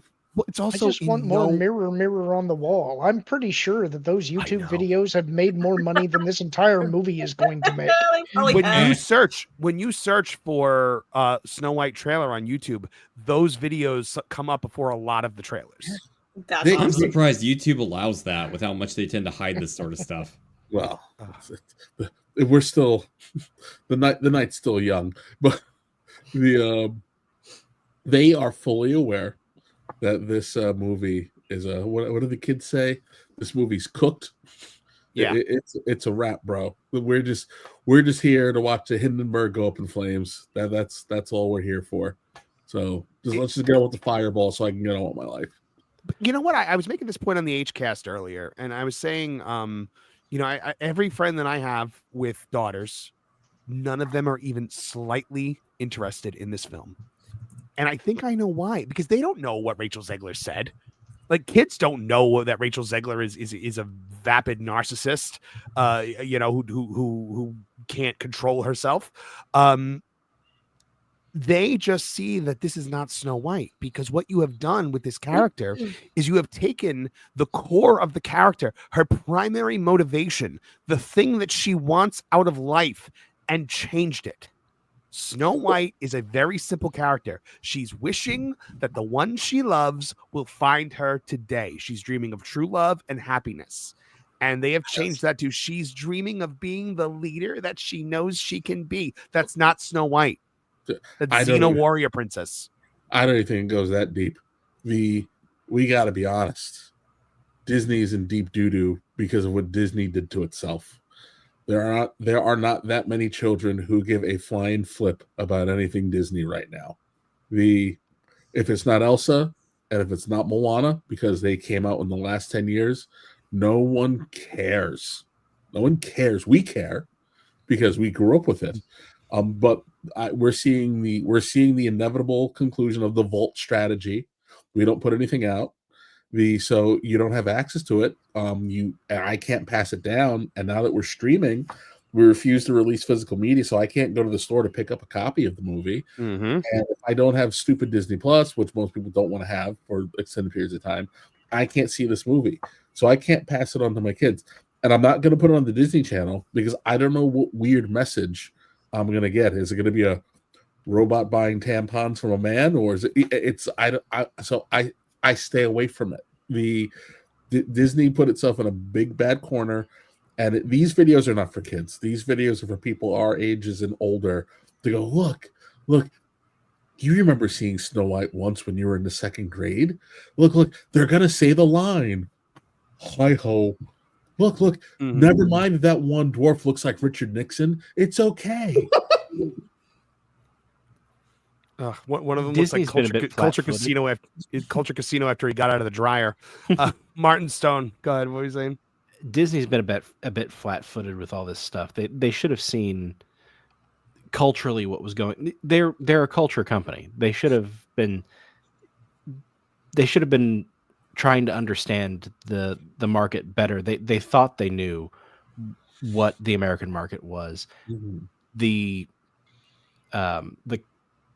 shift that's happened in the last four months, the last 6 months, has really demonstrated to them they don't live in the world they thought they did. And so you get this major course correction in how to advertise this movie.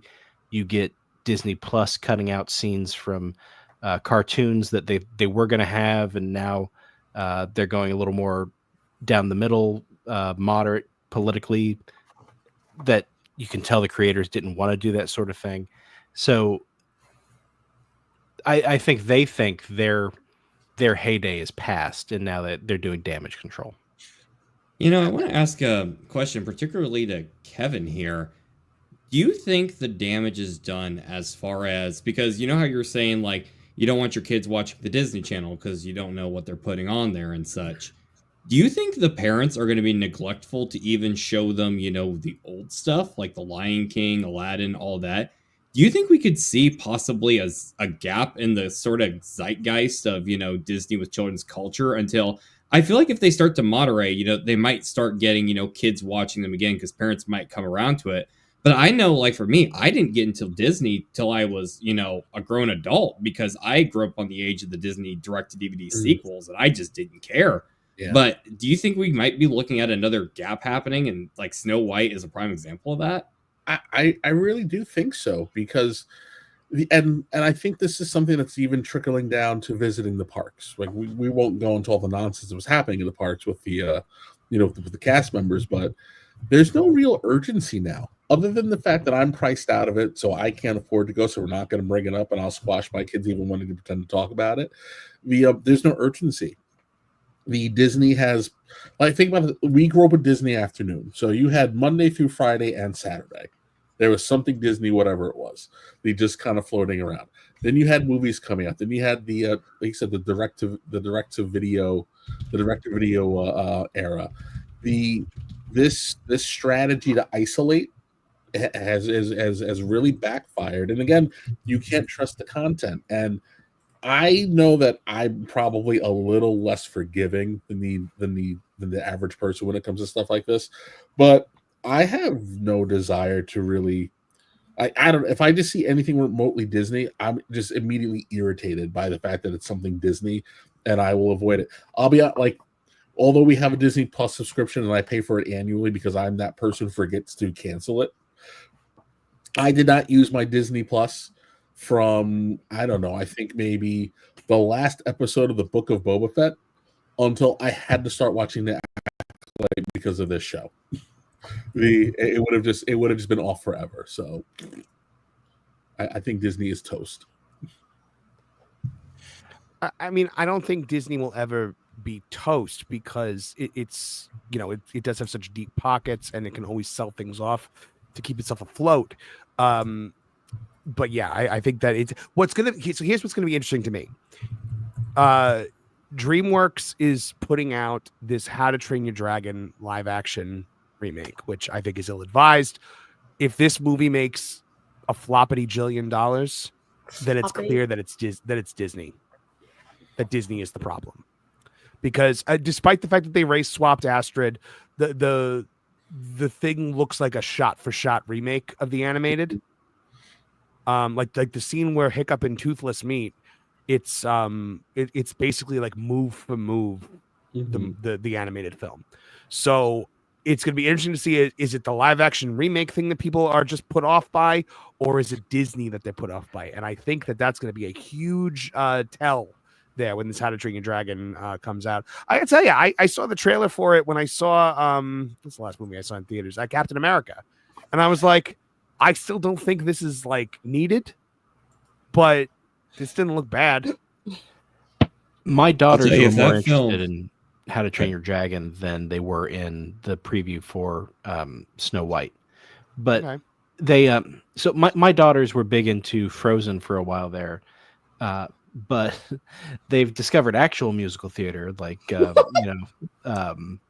stuff like Sound of Music and things like that, and so they're actually going back and they're watching the older Disney stuff as well. I know Sound of Music is not Disney. I'm just saying that's actual musical theater. So they've developed a love for the classic stuff independent of this new stuff. And I swear to you guys, I do not push this culture war stuff on my kids. I'm not interested in them having that kind of life. I just want them to be kids. But the stuff they want to watch is not what Disney's been putting out. Yeah, I agree. That actually makes them a really good gauge. Oh, he's gone. Martin said that like mic dropped. Martin Stone. Later, suckers. There he is. He's back. You just made your point and bounced. He's like, shut up, Trish. I don't want to hear it. I was one with the Force for a moment. Sorry, Trish. I was just saying that makes them a really good gauge, you know? Yeah. There's no outside nonsense. That means that you would have fulfilled Hamill's prophecy. Which one? The one where the pants fell down? I was hoping you were going to ask me because I didn't want to sit on that. For the longest time, he was saying that he thought that the third movie was going to be called From a Nap, so that the sequel trilogy would be The Force Awakens, The Last Jedi from a Nap. That's wonderful. Oh. That's amazing. Kevin. Alrighty. In the background, I'm taking notes because I have to write this Kathleen Kennedy article tonight, probably to get it out early in the morning. All right, so let's get some super chats, and then we're going to move on to something that I know Kevin and Trish have been waiting for. Real I can Rain see the 89. sparkle in your eye right now, Trish. I'm so excited. Real Rain 89 checking in for $5. Let's just get a good Boba Fett show. The framework is there. I mean, look, a good Boba Fett show is they should have. It should have been a slam dunk. It's criminal what they did to Tamira Morrison. Yeah. And, you know, it honestly, I kind of liked the Sand People stuff. I thought that the show started off good. And I especially liked when people were bringing tribute to him as the new daimyo. There's that scene with the Trandoshan where he says, "May you never leave Tatooine." And Boba to the droid says, "It always sounds like a threat and praise." That was clever. You know, you carry on with that kind of stuff and actually make him a real criminal presence, and it would have worked. What's this stuff about him wanting to be a small town mayor who brings peace and prosperity to everybody? Well, yeah, he did nothing crime lordy. Like there was no crime lord anything going on there. And they try and sell it. It's because he had this near-death experience in the Sarlacc. It's like, dude, Boba Fett is a hard man. It's like, and this is not the first time he's almost died. And they want to. It's like, oh, we're not going to call it the Slave One anymore. It's the Fire Spray Patrol Craft. Screw you guys. This is Boba Fett we're talking about. I'm sorry, they're not calling it Slave One, I guess, because of racism stuff. But I mean, like the only people that we've ever seen be a slave in Star Wars is Anakin Skywalker, Leia, and the droids. Well, yeah, and the droids, but that never gets resolved. Leia for a little bit. Well, yeah, still, you know, she was just a thought. She asked for it. No. Sally Galasinski for $9.99 in the Triple H voice, which I will not do right now. Says, I warned you on Twitter, Monster. Besides, I figured I'd give Mistress Trish a day off of simping for her. Well, thank you. John Williams for $4.99. Apparently, Galen was considered for Rebels, but Dave decided against it because he would have been too different. Likely his role went to the Grand Inquisitor. Yeah, that would have been interesting if that was who was originally sent after Kanan and all of them. The presence of the Inquisitors, I think, also kind of makes the existence of Galen moot, because Darth Vader wouldn't need to have a secret apprentice because he's already has these Inquisitors. It also makes that line, "You're the last of their breed," stupid. Yeah. The Inquisitors are one of the things that I like about Disney Star Wars, because the old EU actually had Inquisitors as well. You just didn't hear about them much.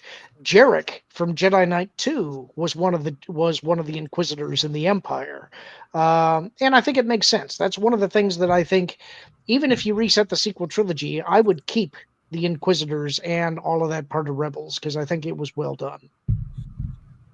I think that the Inquisitors was one of the best things Disney added to the lore. I very much like the idea of the Inquisitors, especially because it gives the Jedi, the surviving Jedi, a foil, because you can't always have them fight Darth Vader. Why does the spinny lightsaber make them fly? Wasn't it pre-Disney? Oh, sorry. Sorry, Martin. Why does the spinny lightsaber make them fly? I don't know. It's a helicopter. Honestly, it's because it promotes lightness of spirit, and they're so happy by the spinning light show that it actually lifts them up through their force powers. The Inquisitors were Disney era, because the first Inquisitor was the Grand Inquisitor, and he debuted in Rebels, which is a Disney show. Didn't Rebels? I thought Rebels started before the Disney purchase. No, because Disney ended Clone Wars. Yeah, it was one of the first things under the Disney era. However, it's the Inquisitors did exist in the old EU. There are Inquisitors in the old EU. Jarek was one of them, but they weren't well known. Yeah. And yeah, Mara Jade as the Emperor's Hand and whatnot. But yeah, people tend to forget that Rebels is a Disney project because it's good. But it was like the first thing Disney did. So wait, yeah, wasn't the first thing Disney did the Star Wars Phineas and Ferb stuff, or am I wrong on that? I mean, maybe. So, Tyler Galasinski for $20 says, "I saw Captain America on my birthday, February 26th. The movie was okay. My question is, how many times did Steve Rogers carry the shield out of uniform to fight the bad guys and don't want to work? The president was annoying." The entire movie was annoying. I hated that movie with a fiery passion. I just don't like it. Not good. Just not good. Not a good movie. Ryan Damon for $5 says, "We gonna get into Maitland Ward versus Danielle Fisher?" I heard about this. Oh, this was so good. So they had Maitland Ward.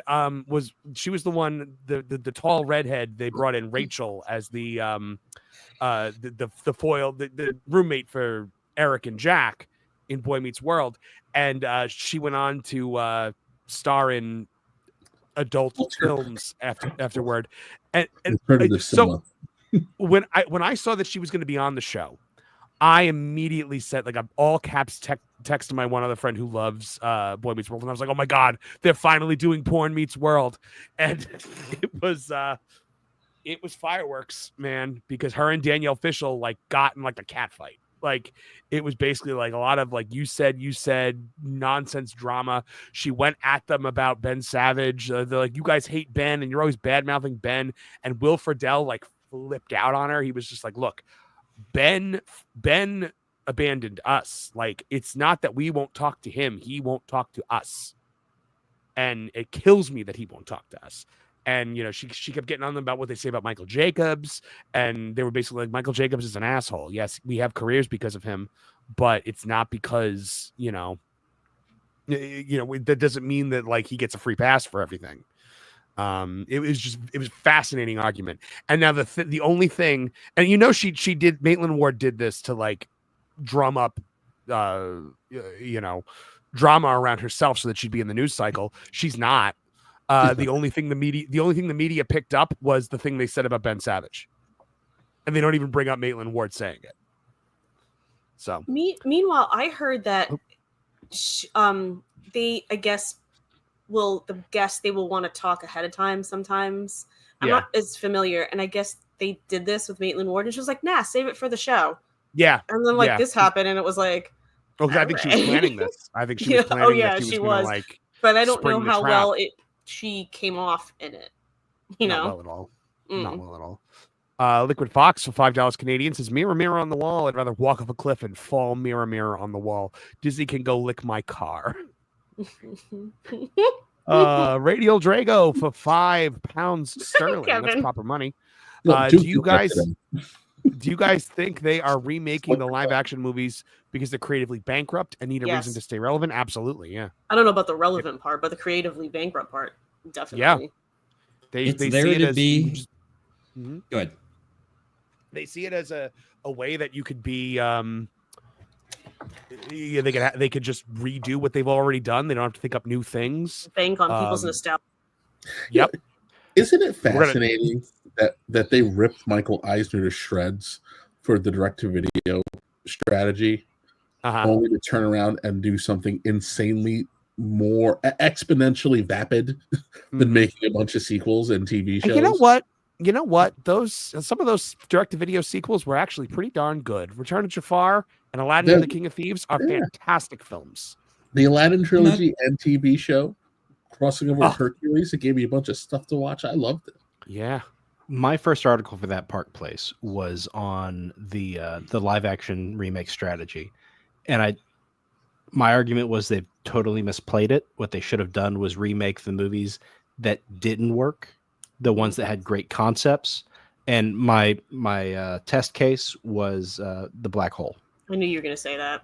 I think they should remake The Black Hole as a sci-fi horror film, which is what it's supposed to be. Well, that's what it was. I feel so bad because I love The Black Hole with all my heart. That's one of I actually consider that a genre guy's video. It was before Lou Wasserman's Ghost and Hangry were together with me, but I did a video with Stuttering Guitarist on that movie, and it's one that I'm very proud of. Love that show. For some reason, it just didn't work. It's kind of in that same era when they did Something Wicked This Way Comes, and another Disney movie that I absolutely adore. There was a period where Disney was experimenting in the 70s because they were kind of losing relevance, and they were flirting with darker themes, and they didn't really continue that. And I think that's a shame because they could have done so much to kind of capture that. At that time, it would have been a teenage audience. Right. But in each of those cases, they went in intending to go harder into the paint than they did. They always pulled back a little too much with all three of those movies. And even arguably with Tron. Mr. Dark, I think, is a pretty dark character. He's one of my favorite cinematic characters ever. The best one of those is Something Wicked This Way Comes. Yeah. All right. John Williams for $1.99 says they flew only because the planet had lower gravity. I could buy that. And Tyler Golasinski, it is a hollow planet. Yeah. And Tyler Golasinski for $9.99 says, darn it, I am weak. Blessed be Mistress is here, and so is her spot monkey, Nolan Thunder. See, I could be nicer to more than Thane, the Trinity of Tooney Town. Poor Nolan. I didn't know Nolan was your spot. I'm a freaking monkey. I didn't know that. I don't want to be Diddy Kong. Oh my God, you are Diddy Kong. No. Why did you say it, Nolan? Jesus what you had to know. Why'd you say it? No, I just get this feeling we're gonna. It's in our inboxes. Is going to show up a picture from Spencer of Trish as the Wicked Witch and Nolan as the flying. Flying monkey. Oh my God. Yes! Someone please make that. Someone please make that. I see. Oh, it was no one's fault. Oh, okay. Sorry, Nolan. I have to. You know what? I have to add like captions to it so that like people know that we're saying that it's Nolan's fault. You should actually, just in case. Yeah.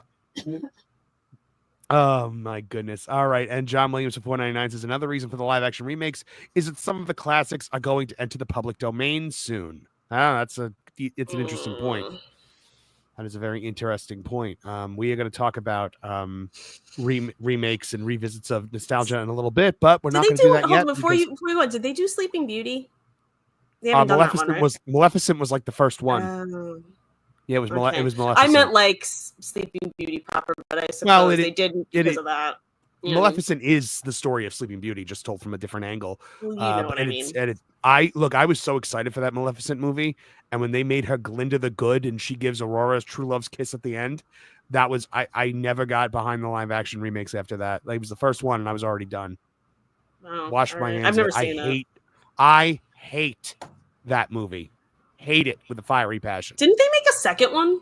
They did, and it made no money. I don't remember there being a big thing over it, but all right. All right, let's do it. Yes, Blake Lively's legal team has moved to restrict independent content creators. Now I have to play the clip, Trish. You've tied my hand. Yes. Blake Lively legal team has moved to restrict independent content creators discussing her lawsuit against Justin Baldoni. Yeah, pretty much. So as the legal war brawls in a newly fired court document, Baldoni's attorneys argue that independent commentators on platforms like YouTube and TikTok are unfairly amplifying Baldoni's claims, and they are pushing for a protective order to keep specific case details from public view. And this move comes quickly after Baldoni. I know, it's amazing. This move comes quickly after Baldoni launched a website outlining his $400 million defamation lawsuit against Lively, her husband Ryan Reynolds, and others. The website features a full timeline of events, along with screenshots of text messages, emails, and other communications that Baldoni's legal team claims counter Lively's accusations. While protective orders are common in high-profile cases to safeguard sensitive financial and medical records, Lively's attorneys have gone further by specifically citing online personalities like Perez Hilton and Candace Owens. They claim these figures have contributed to what they describe as a manufactured echo chamber that distorts the facts of the case and influences media coverage against their client. But here's where things take a turn. Baldoni made a nearly identical argument against the New York Times in his own lawsuit. Guys, so she's clearly trying to silence independent content creators, right? She just keeps digging deeper. She really does. She's the best. She is the best because she keeps trying and keeps making it worse for herself. Go ahead, Thank Kevin. you, Serena. You dullard. He's reading your texts. You said it. No one's making it up. You dummy. Evan, all you had to do was just admit you didn't read the stupid book and had no idea what you were talking about. Oh my God, how great would it be for all your friends to get together to watch this movie about domestic violence and torment? You dummy. You're a dummy. Yeah. Marvin? Yes, sir.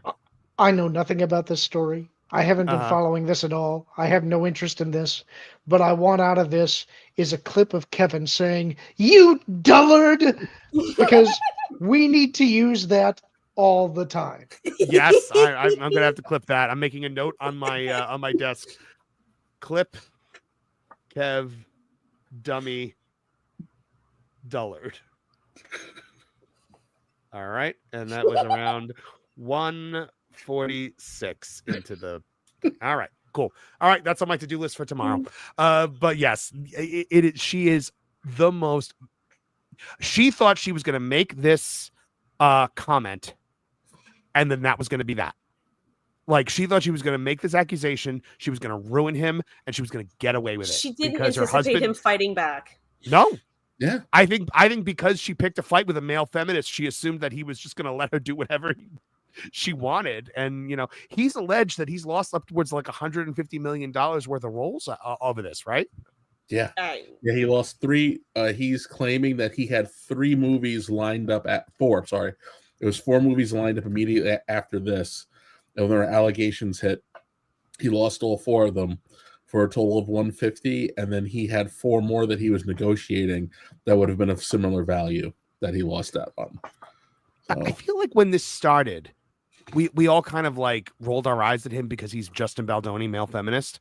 And but then like you look at, oh my gosh, it's I'm trying to find the clip that Kev shared because like he's talking about the nice pool thing and everybody was like, oh my God, get a grip, Justin Baldoni. Not everything's about you, blah, blah, blah. It's 100% him, especially when you see this clip that Kev shared today, which was, apparently a cut line that Nice Pool had. I'm going to play it right now. Hold on. I have it lined up. Share tab. I had to. Megyn Kelly made me obsessed with this. I'm sure she did. Oh, right. It's an Instagram clip. Hold on. I gotta access it on Instagram. That's annoying. Stupid Instagram. Isn't what's in the movie while you're pulling that up? What's in the movie with Nice Pool? Isn't it kind of like a long-ish segment considering what it is? Like, I feel like I heard it was double-digit minutes, which is somehow says everything. Like, it's not even just that he did this and put it in with, like, that's ridiculous, but he made it like double-digit minutes long. Yeah, dude. Well, Trish, well, and especially when you look at what happens to him, what happens to Nice Pool is he gets shot to death repeatedly by Blake Lively. Wasn't it in front of a flower shop? Did I read that? Yeah, I believe it's Which that would be more proof. There's a like they're in front of Liefeld Shoes or something like that because Liefeld has a problem drawing feet. But I think there's a flower cart there. Okay, so here it is. Nothing past them. Here it is. Let me put the volume on. Alongside them, but my calling is to one day host a podcast that monetizes the women's movement. And Justin Baldoni ran the Man Enough podcast. I'd be fighting alongside them, but my calling is to one day host a podcast that monetizes the women's movement. It's 100% about Justin Baldoni. Mm-hmm. And he had like the little, kind of like what I got rocking going on. Yeah, the top down. Before he cut his hair, he had that. That was his style, and that's got the little Nice Pool has that. Yeah, no, I'm sorry. Like, did you see the? I'm trying to find it.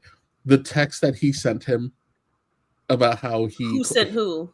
Ryan Reynolds sent the text to Justin Baldoni. Okay. Battling on about how Blake is like his creative center, and you're so lucky because all these actors are always. I'm sorry, these directors and studios are always sending her work, and she turns everybody down. It's like the lie detector test determined that was a lie. Come on. Who's chasing after the least popular character from Gossip Girl? I was just gonna say, if anyone from that show, it would be Leighton Meester, because Blair is the standout character on that show. When Taylor Swift takes time out of her day to be like, hey, you got to just give her what she wants. It's just this is an insane story. And this is like where Amber Heard was getting roles because studios wanted Johnny Depp in something. Yes. I think that's 100% what's happening. Did you all hear how at the premiere she literally shoved him in the basement, him and his family at the premiere for his movie? What? Yeah, like he was literally relegated to the basement. You're gonna have to explain this to me, Trish. The studio told him not to come because it was after her allegations. And he's like, no, I worked my life for this. Mm-hmm. So they said, fine, but you're going to go in the basement of the building. Yeah, you don't get to come to the after party with everybody else. You can go down to the basement. You are guilty until proven innocent. This is the Me Too times up. What it did. It created this believe all women thing, and people like Amber Heard. And here's the sick thing about it, because even when you prove that these ladies are making it up, there are people who still believe them because they're women. Well, there are people that still advocate for Amber Heard.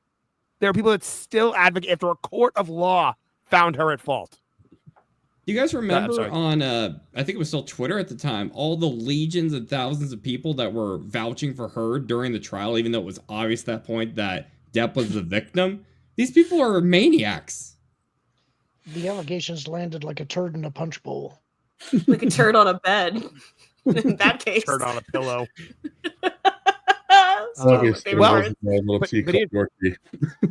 Public perception against Blake Lively has been turning. See, in the very beginning, it was, but he has way too many. Okay, receipts. Well, all right. Well, I don't know if you've seen this yet, Trish, because I wrote another article today about this.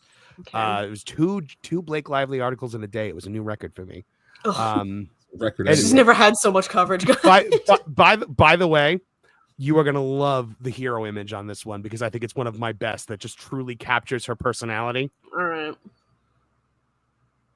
Isn't it just like, look at me, look at me, Michael Easy, thank you. Is this the movie that she has with Anna Kendrick? With Anna Kendrick, yes. Blake Lively film trailer gets mass dislikes as public sentiment turns against her, while Amazon quickly disables YouTube comments. Blake Lively saw a wave of dislikes on a trailer for her latest film, Another Simple Favor. The trailer, which debuted yesterday on Amazon Prime Video's official YouTube channel, has been met with overwhelmingly negative reactions, rocking up 6,500 dislikes compared to just 4,300 likes within 24 hours. Even more telling, Amazon has disabled comments on the trailer, a move that raises eyebrows considering the company allowed open discussion for The Rings of Power, which faced intense online criticism. Given Amazon's track record of letting public discourse play out on past projects, shutting down comments who suggest the studio may be trying to contain growing negativity surrounding Lively. And there you see it, folks, the ratio. I just feel bad for Anna Kendrick. I'm sorry. Well, apparently there were rumors that this movie wasn't even coming out because of issues between Blake Lively and Anna Kendrick. And I heard that like a lot of this, because I think she pulled stuff with this too. Like, I'm not going to walk on some carpet. She was just being a diva, she being Blake, just being a diva about something else again. And it was just like, I don't know who you think you are. You're Serena van der Woodsen. She thinks she's Ryan Reynolds' wife, and that makes her think she's Ryan Reynolds. You're not even that talented. Where does this come from? And listen, I have to admit something, because I don't know. Did I send it just to you, or did I send it to the group with her text to Justin Baldoni about her being flirty? I think I know I got it, but I don't know if anybody else did. What was the text? So let me see if I can find it really quick. And then, it's something so that everybody has context that we should actually just play. I don't want to say it out of turn and then mangle it, because I have like an idea of what. While he's looking for that, do you think some of this has been a bad attempt, like an attempt that went badly, of her trying to reinvent herself as a creative instead of an actress? Because let's be honest, she's 6 years from no longer getting the romantic interest roles. Well, she was too old for this role. Right. She's like 15 years too old for Lily Blossom Bloom. But also, I had heard a thing where at first she had like, I guess like, what is it? Like an executive producer, which is essentially like you could give that to people. It's not a huge deal. But then she forced everyone into giving her like the producer credit that matters. Right. And it was credit. Yeah. And it was like a whole thing that she just, and I don't remember the details of how, but she strong-armed everyone to do it. Like they didn't want to, and they were like, fine. And then I think it might have been that where they, after the fact, they were like, yeah, we wrote letters of support for this. And they were essentially like, but it was under duress and we just want that noted. It was just like, wow, okay. Yeah. I think you guys are forgetting her stellar performance in Green Lantern. Yeah, alongside her husband's stellar performance. Ryan Reynolds didn't another person's husband. Yeah. Yeah. Well, and bringing up things from her past, she's had a bigger freak out about it turning out she's a little bit dim and not that nice. That's been a bigger freak out than when her nude photos leaked. Yeah. Did you hear the thing about her farting on the set of Gossip Girl all the time? No. Yeah. Yeah. Oh my God. I'm all over that. It was on my list of things to write about, like, and I was just, but I never found the time to do it. I am like a 12-year-old boy. Farts will never fail to make me laugh. I'm sorry. Okay, hold on. She's going to be the new Harley Quinn. Yeah. Oh, you beat me to it. Yep. Poor Harley. The farting's not enough. We must make her Blake Lively now too. Yeah. All right, hold on. I found an article on it. Let me pull it up. There we go. Blake Lively accused of foul on-set habit and surreal online character assassination. Trish, you're so happy. The bad smell surrounding Blake Lively's bitter battle with her It Ends With Us co-star Justin Baldoni intensified Monday after a former colleague of Lively's accused her of heinous social infractions of constantly breaking wind without regard for others. Lively has accused Baldoni. Did you write this? No. But it sounds like you did, right? It sounds like something I would write. Lively has accused Baldoni of sexually harassing her on the set of the hit movie, which he vehemently denies. Now, in a cautionary tale for anyone treating the little people with disrespect, a ripe allegation has been made by a former extra on the set of Gossip Girl, the hit teen drama that first propelled Lively to global stardom. The sometime extra Rosella Rago has since become an influential YouTube and TikTok cooking and style star. Let's see. She said social media brands use a book instead of Lively. She would burp and fart in the middle of the set and act like we were lucky to be smelling her farts. She was very unpleasant to work with. I just don't know how else to say it. The video has been viewed over 80,000 times on Raygo's TikTok account.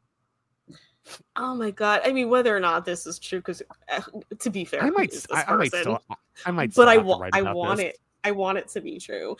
I might still have to write about this. The picture reminded me, like, isn't it bizarre that she dated Penn Badgley? Like, I feel like that's like, really? Them two? Okay. I know they were on Gossip Girl, but still. Yeah. So I mean, like I said I said to a bunch of my colleagues over at that park place earlier today when the thing about the trailer broke, I said, look, we're going to be losing Rachel Zegler after Snow White because no one's ever going to cast her in anything again. But I think Blake Lively might become our new Rachel Zegler. Because we have until this, because he is not going to settle. I just do. Oh, no. They would have to throw like $1 billion at him to settle or something. No, He's determined. They have reached the limit of his male feminism, and now he is just going to mother F this until it's in the ground. We have through all of this happening, and isn't it like not until next year this trial is supposed to happen or something? So it's like, yeah, we got him for a while. This is going to be the OJ trial for this show. We are going to cover every last second. It should be like a like a news alert. We will have some kind of like I will put together some kind of stinger for a Blake Lively Just a Baldoni news segment because I AI dancing Baldonis. I mean, and then I'm just like excited little, to see her fleeing the cops. just like little things she did, like promoting her hair care product and her alcohol line during this movie about domestic violence, where she then had like drinks in a bar setting and named one after the abusive character. And it's like, what are you doing? Like, some of this has nothing to even do with him. This is just self-inflicted 1000%. So Trish, are you saying she has it coming? Ooh. I think her obsessive need to be seen and to be successful and to be an auteur comes from the fact that she has an A-lister husband and she is a C-lister at best, and she wants to be seen as on the same level as Ryan Reynolds, and she's not. Let's be real. Ryan Reynolds probably couldn't handle Scarlett Johansson being a bigger star than him. Oh, definitely not. Which and is she very much part is. of Blake Lively's appeal. Well, that's okay because her current husband, Colin Jost, is in no way, shape, or form I said to Kevin, ever going to be more famous than her. I said to Kevin, I was like, he left Scarlett Johansson for her. That's certainly a choice. I mean, you know, no judgment. Mm-hmm. Hey, his loss is Colin Jost's gain. You're right. I actually like Colin Jost and Michael Shea. The only thing on SNL that I like. I like when they write each other's jokes. That's good stuff. That's the thing that I like. Yeah, is when he writes some of the really, really racist jokes. Like the black Superman with man of STEAL. That's the first time I laughed at anything anyone's told me about Saturday Night Live in eons. Thank you for that. No, if you watch the thing where Michael Shea and Colin Jost write each other's jokes for them and make them say it, it's really funny because Michael Shea writes the most racist jokes and makes Colin Jost. Saturday Night Live is dreadful, in my opinion. It is bad. It is bad. Weekend Update is still has its moments though. All right. So let's get a few more super chats in, and then we have to take a bit of a more somber. Wait a minute. No, wait a minute. Two things. One. What? Okay, go ahead. Lauren needs to go. I don't want to hold Lauren hostage in our gossip conversation. I didn't do that. But also, Kevin sent you those text messages. Oh, okay. Hold on. Well, let me outro Lauren real quick.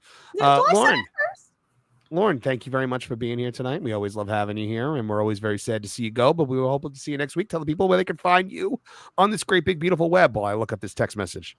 You can find me on WWW Pro streams quite often. You can find me on The Genre Guys with Lou Wasserman's Ghost and Hangry Table and a rotating series of guest hosts while Hangry has been tied up. You can find me at, obviously here at Tooney Town TV on Thursdays, at Lauren Connor on X and Lauren Connor 9030 on YouTube. All right. Thank you very much, Lauren. You are a valued member of this team, and we salute you, sir. Wear your hat again next week because I don't like this hatless. It doesn't bother me. No, it bothers me. It's not natural. The only reason I'm doing it is because people thought I was bald, and I got to prove them wrong.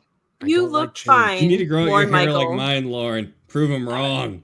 I don't work with. Here's the thing: I don't work with long hair, and I don't work with short hair. I did get curious one time, and I decided let's just shave my head, see what it looks like. It does not look good. It was not a good look for me. So, this is pretty much where I stay. All right. All right. Well, all right. So I have this thing that you just sent me. It's another Instagram thing. So let me pull that up now. I mean, they're flirty and yummy text. Okay. Mm-hmm. Here we go. Oh, the volume. Can't hear it. Can't hear it. Can he hear us that we can't hear it? We don't have any audio, Marvin. You don't have any audio? No. No. That stinks. Hold on. Hold on. I think I might have to actually just like stop sharing and then share again. Sharing is. It occurs to me that this trial is going to be another opportunity to see a male feminist beat a woman. Martin. All right, here we go. Tell me if you can hear it now. You ready for it? Yeah. Yes. Blake Lively writes, I can send you my pass at the roof or just read with you when we get together next week. Let me know what you prefer, smiley face. If you knew me in person longer, you'd have a sense of just how flirty and yummy the ball busting would play. What? Mm-hmm. It's love language, spicy and playfully bold, never with teeth. What? And him serving it back to her is just as important. You don't usually see both the man and the woman with such agency and humor. Anyway. Oh God, he's insufferable. No, I can act it out. Captured the voice perfectly. He is. No, not the guy that's reading it. Justin Baldoni. He's such a. I hate rooting for him because like I should hate him. Wait, what did I miss? Insufferable. No, this guy is the perfect guy to be reading this because he's capturing it perfectly.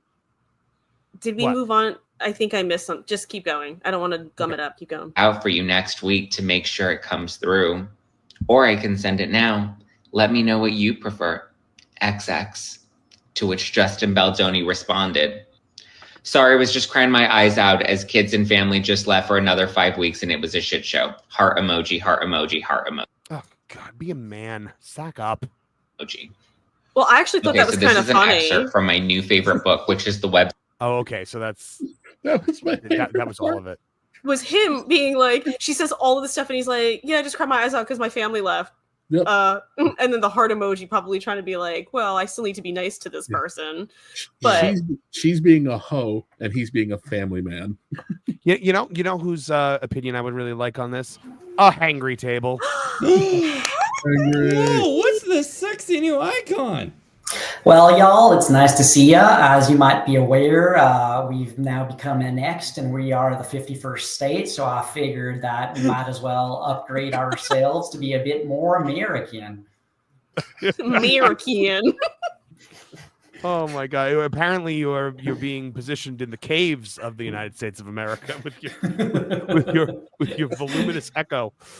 That too. How are you guys doing? Yeah, Hi. you're here. What you see you. Time for the cheery subjects that we're about to get to. No, right? Yeah, you're here just in time for all the really sad stuff. But this Hangry, do you have any opinions on the Justin Baldoni Blake Lively situation? Well, I think it's depressing but not surprising.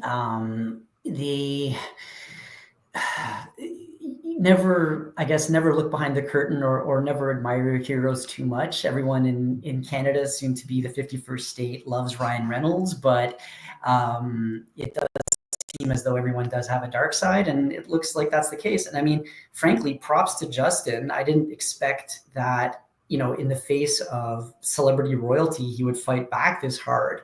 So it's pretty, I think everyone expected him to fold, but he's just, he's just going. So yeah, I know he's got to stack up in some ways, but I think this is certainly helping quite a lot. Well, you know what? I don't understand why anyone would think that Justin Baldoni wouldn't stand up for himself.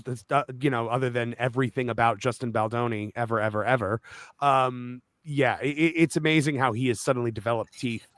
after just being insufferable. They took a lot away from him, so he's probably like, well, you know, I'm well, losing everything anyway. Normally, I would quote Kevin as, you know, pity not the arsonist who burns in his own flame, but no, this bitch got to go. Ooh, spicy. Listen, let's be real. This guy was falsely accused because she couldn't handle that she made a stupid faux pas, and what was her faux pas? She during baby bump thing. No, it was the no, but that was a different movie. But that's another example of her being a nightmare. She was doing a press. What was the baby bump thing? She started the I don't want to like. Well, it was an interview with another movie. She was sitting with Parker Posey, so a movie she did with Parker Posey, and she's visibly pregnant. People knew she was pregnant. Like, this wasn't a secret. And the interviewer, who was very much so not, was complimentary and said, "Oh, you know, congratulations on your little bump." And she's just like, "Yeah, congratulations on your little bump." And you're like, "Girl, why?" She was just being friendly and like congratulatory for your baby. She's the worst. And then she proceeded to ignore that interviewer. And then a couple times she's like, "Why do people ask about clothes? Oh, they do the women." You're like, "Oh my God, girl." Does this kind of explain why she was so good for the part in was it Gossip Girl that she was in, about a bunch of like snotty, arrogant, she's supposed to be the nice one. Women? Oh, really? Okay. Yeah. So Kevin, you were explaining the faux pas. So at the beginning of the press tour for the movie, because everybody knows, well, now we all know that the movie is about domestic violence and a woman's, you know, journey through it. She's talking about like how this is going to be a great feel-good girls' night out movie, and you need to bring your friends. And has she not seen it? She didn't even read the book. She didn't read the book, and you can tell she hardly read the script. But she did edit it. Yeah. So I guess she's going on and on and on. I can't remember which one of them. You can see like Justin like kind of turns his head and is like, "What are you doing?" And then someone goes, "Do you not know what this?" And then someone said like, "This is about domestic abuse." And then like you can see her world just shatters. And then she has punished everybody for it since then. She immediately went out and just started punishing this man for knowing what he was talking about. Amazing. Henry, since right. you're representing Canada in this, do you think we could arrange a trade? You guys take Baldoni and Lively, and we get maybe Hayden Christensen and Kim Coates? No deal.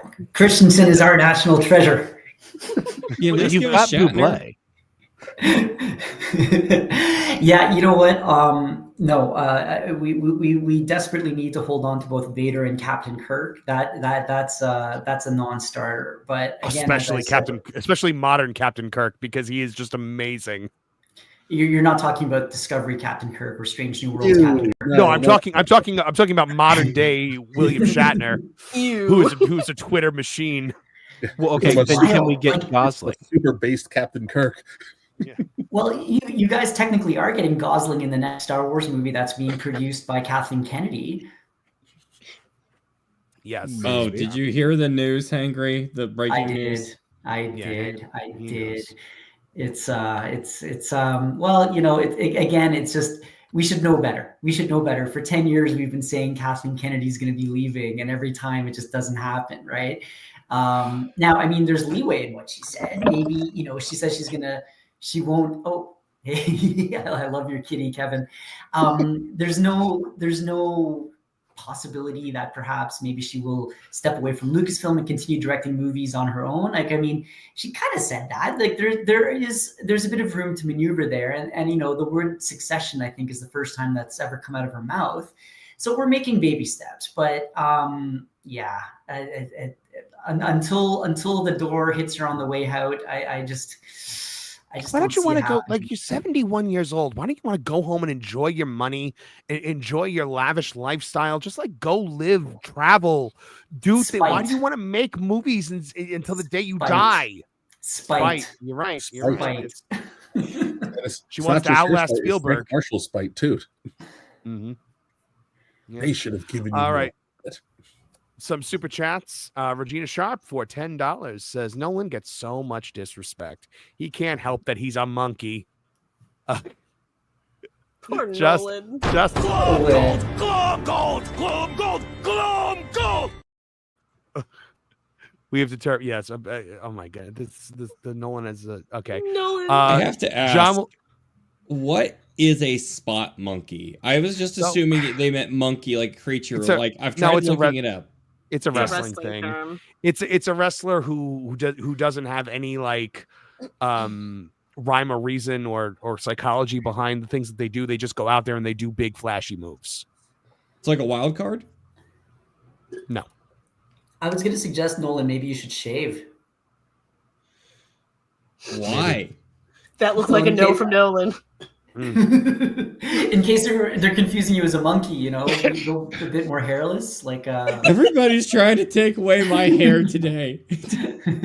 John Williams for $1.99 says Blake pulling a Tony Khan, I guess, in going after content creators and independent voices. Yeah. That would very much be pulling a Tony Khan. Tyler Galsinski for $4.99 says, Nolan, would you rather be Trisha's spot monkey or Matt Hardy's spot monkey? Wasn't sure if Marvin wanted to do Matt Hardy, and then I made the point that Nolan has no idea who Matt Hardy is. Yeah, zero idea. And then he said, let's try it again, Nolan. You want to be a movie spot monkey or a wrestling spot monkey? I don't want to be a monkey, period. He's like, no. This you fools not realize. No, monkeys. Oh, I see. Oh, it was no one's fault. Oh, okay. It was Nolan's fault. Poor Nolan. I hope that plays. I hope that plays to people that are watching that it sounds like Nolan and it's not just us making that connection. It's the new Laurel thing. I've been there, Nolan, where you're the punching bag for the stream, so I won't do it to you. She's just super happy that it's not her right now. It's like Rocket Power and you're the new Squid. She's like, yeah, Squid. I don't know what that means. I'm too old. I don't know. I don't understand that reference, Dean. Sorry. Yeah, make fun of the old lady now. I'm kidding. Yeah. All right. Radio Drago for £10 sterling. Proper money says, fun fact, Ryan Reynolds gifted a member of my family some whiskey because he co-owns a Welsh soccer team with Rob McElhenney.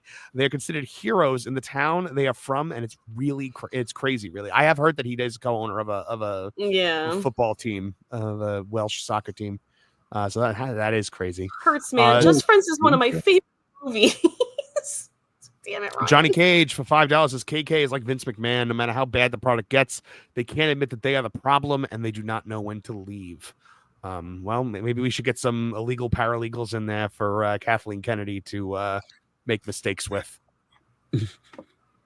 All right, guys. We've had a lot of fun tonight. We do have to talk about some more sad things, but we will end with some more ridiculous things as well. I wanted to call a simp. What? You want what? I wanted to call Ryan Reynolds a simp. Oh, go ahead. The floor is yours. Clearly, Ryan still sees himself as the chubby guy from Two Guys, a Girl, in a Pizza Place. And he ran afoul of this miserable siren who runs him like a plantation owner from Mississippi before the Civil War broke out. And he does her bidding. This silly little insecure simp is running around terrorizing people and bullying people because he can't control the fact that his wife is a hoe.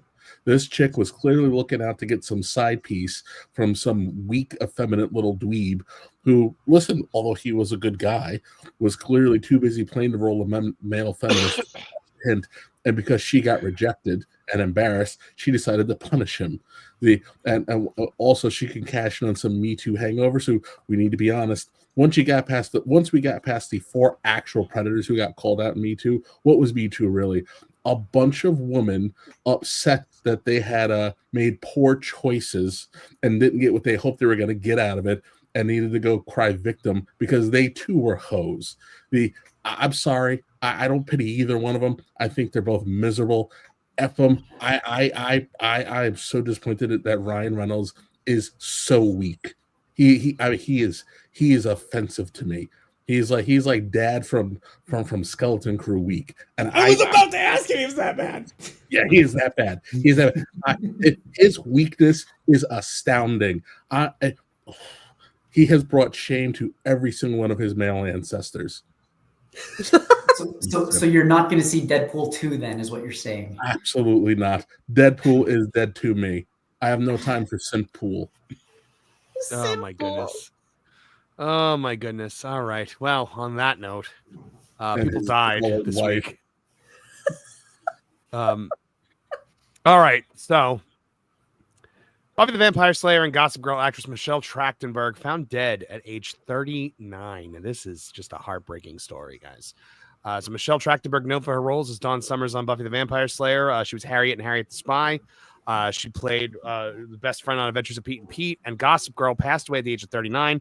Sources have confirmed she was found in her residence in 1 Columbus Place, a luxury apartment complex in Manhattan Central Park South neighborhood, early Wednesday morning by her mother. Authorities stated that she was discovered unresponsive and pronounced dead at the scene by emergency medical personnel. Officials have indicated that there is no suspicion of foul play, and the medical examiner will determine the official cause. Recent reports indicate that Trachtenberg had undergone a liver transplant in the months leading up to her passing. There's no word yet on whether complications from the procedure led to her untimely passing. Of course, she was known for Harriet the Spy, Nickelodeon's first original movie, where she played the lead opposite of Rosie O'Donnell. She was also she made a television debut on The Adventures of Pete and Pete from 1994 to 1996, which set the stage for a successful career. She also followed this with an award-winning performance as Maggie in CBS's Mego. Trachtenberg's breakthrough, however, came with her portrayal of Dawn Summers in the supernatural drama Buffy the Vampire Slayer. Her performance earned her multiple Saturn Award nominations and a Young Artist Award. She further solidified her presence in Hollywood with notable roles in films like Euro Trip, Ice Princess, Mysterious Skin, and Black Christmas. Guys, this is and of course in the late 2000s she rose to prominence again as Georgina Sparks on Gossip Girl, a role that reinforced her versatility as an actress. No word yet on if she smelled any of Blake Lively's farts, but she also starred in the medical drama Mercy and took on executive production roles in projects like Guidance and Meet, Marry, Murder. This is a horrible story. Kevin. She's also Lily on All My Children. Yeah, I know. Mm-hmm. Which I think might predate Pete and Pete, actually. I'm not sure. Well, Pete and Pete was where I first.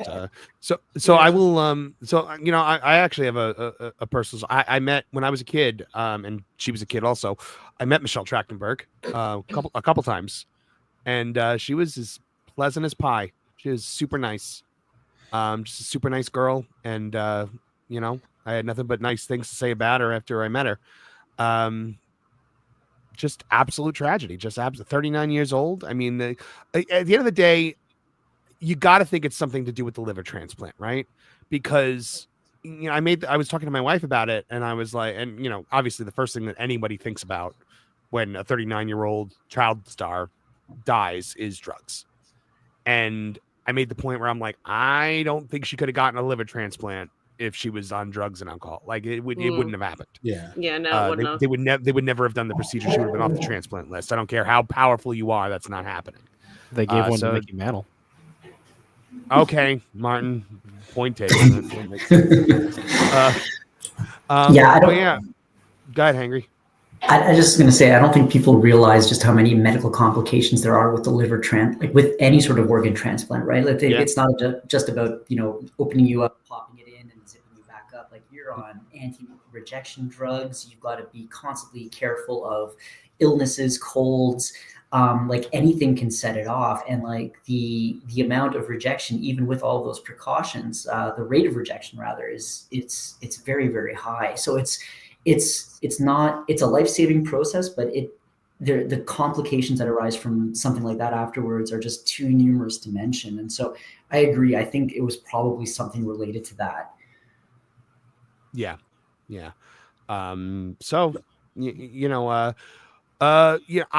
am famous for not liking the character of Dawn Summers on Buffy, but she did a good job with what was written for her. My problem with Dawn was never Michelle Trachtenberg. It was the way Dawn was written, which, you know what? At the end of the day, I don't think you're supposed to like Dawn on that show.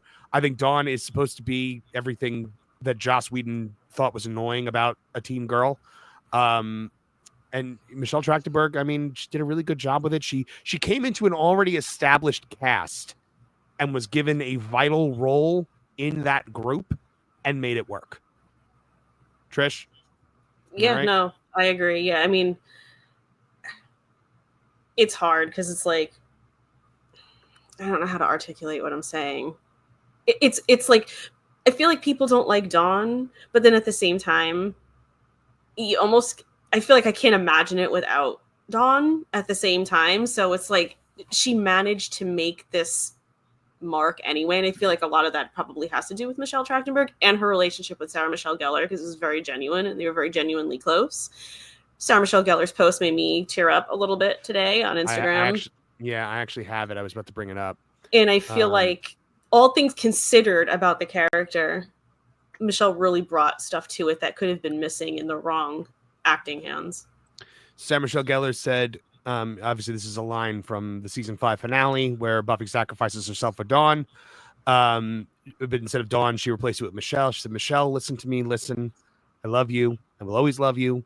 The hardest thing in this world is to live in it. I will be brave.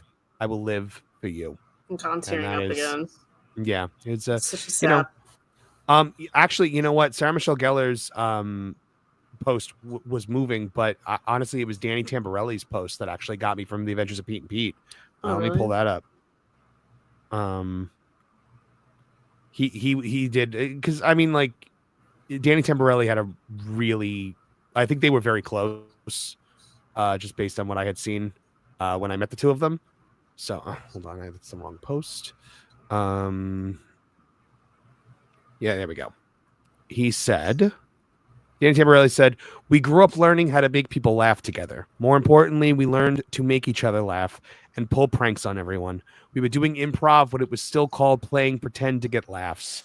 He was a master of the clothespin game, tagging any and everyone she could. She once got upset when I got my first bass on set because I wouldn't hang out during lunch. She hid the cable so that I couldn't play through the amp. I got the message. She was a bright light, firecracker, and caring person who spent a lot of time and effort advocating for people who needed a louder voice. Michelle was someone to look up to in this business and to the general world at large. She will be missed. All my love, sympathy, and compassion to Lana, Irene, and the rest of her family and friends. Fantastic post. James Marsters just kind of like shared a picture of the two of them, like on a story. He didn't write anything. Allison Hannigan had it. I think Allison Hannigan was like first out the gate to have a post. What were you saying, Trish? I was gonna say sometimes no words are all the words. Yeah, you know. Yeah, I agree with that. But yeah, it was super sad. The last post of Sarah Michelle Gellar's whole post, last picture in it, really got me, because it was her, Michelle Trachtenberg, and Shannon Doherty, and it reminded me that Sarah Michelle has lost two people who she was incredibly close to in a very short period of time. Oh, that's true. Yeah, that's true. Yeah. Oh, yeah. I just saw that picture. That is really sad.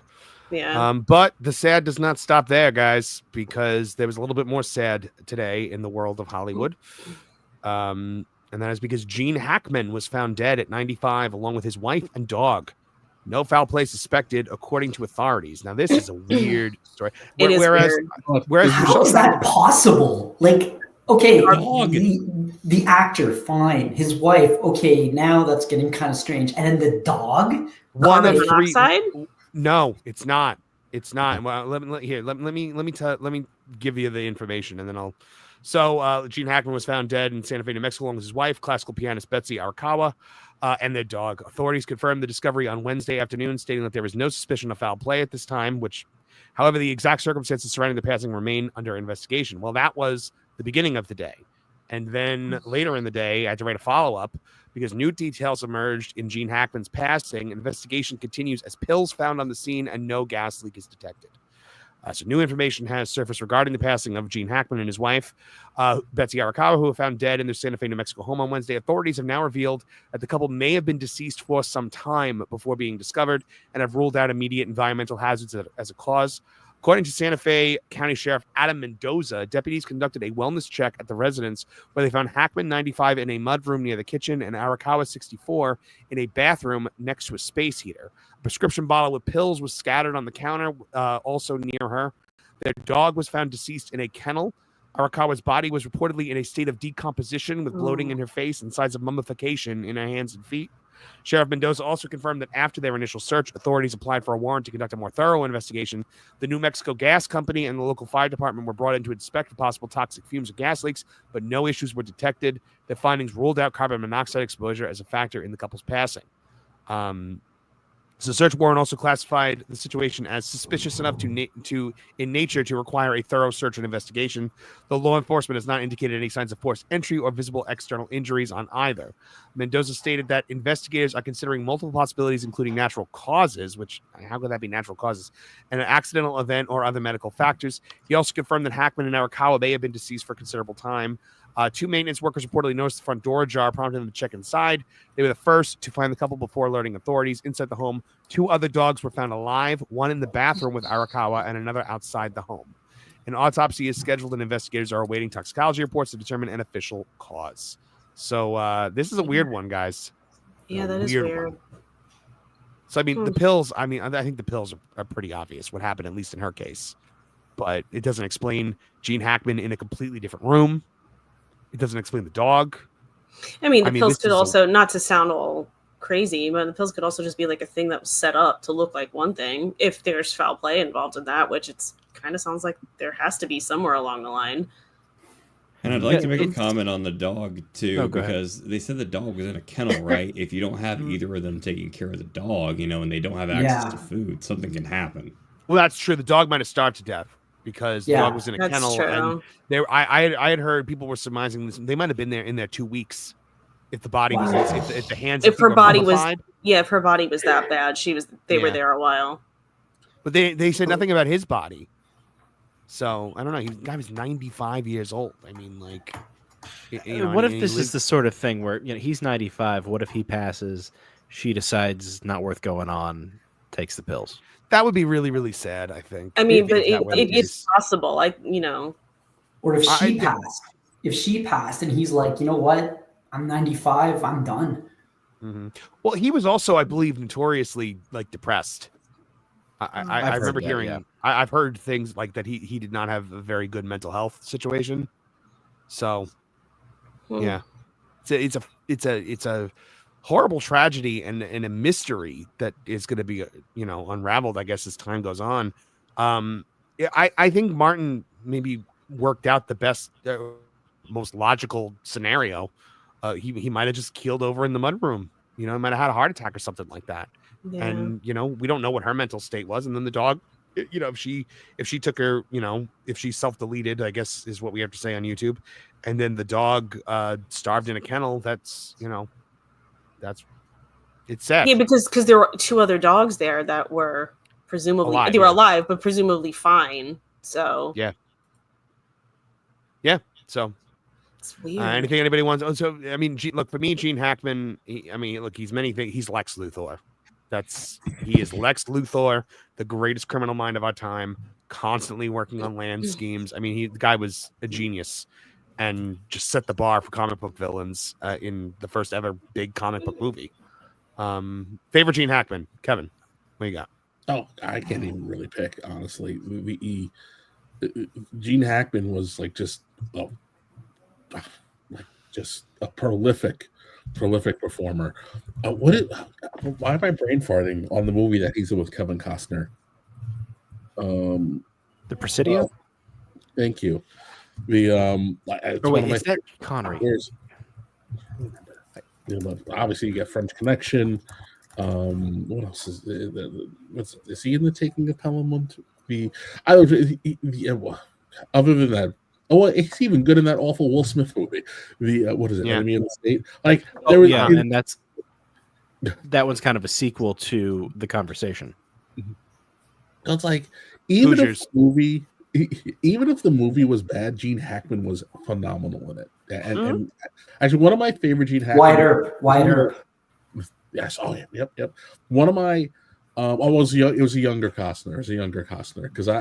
Because it comes with a story that Costner tells where it was the end of the day, and I guess whatever was happening in the scene, Costner was trying to elicit some kind of a response from Hackman, and he just couldn't quite figure out how to get it, and he felt like Gene was just kind of essentially just dead weighting him in the performance, so he screamed at him something effective. I'm trying to make my way, and you're not giving me anything. Stop leaving me out to dry. So he's at his car, and Hackman comes and goes, "Hey, kid, come here." And he's like, "Oh, I was like, swear to God, he was going to punch me in the face. And he goes, "What you did in there today? Great job. I needed that. You reminded me of why I actually like this job." And he thought it was like one of the best things ever happened to him in life. But one of my favorite Gene Hackman, I can't remember the name of it. It's one of his last ones. He plays a cop. I think Morgan Freeman's in it. And essentially, it's just the two of them interrogating somebody the entire time.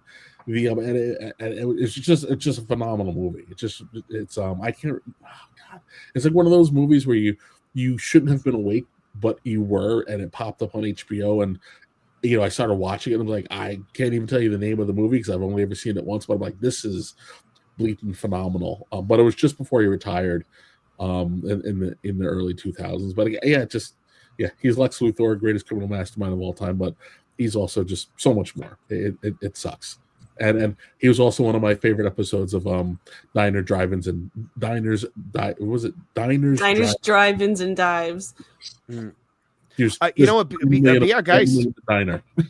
Geist just brought up one of my favorites. He's great in The Birdcage. That's what I was going to say. Love The Birdcage is so good. He's so perfect in it. Okay, by the way, I was wrong. It's not The Presidio. It's No Way Out. No Way Out. Thank you.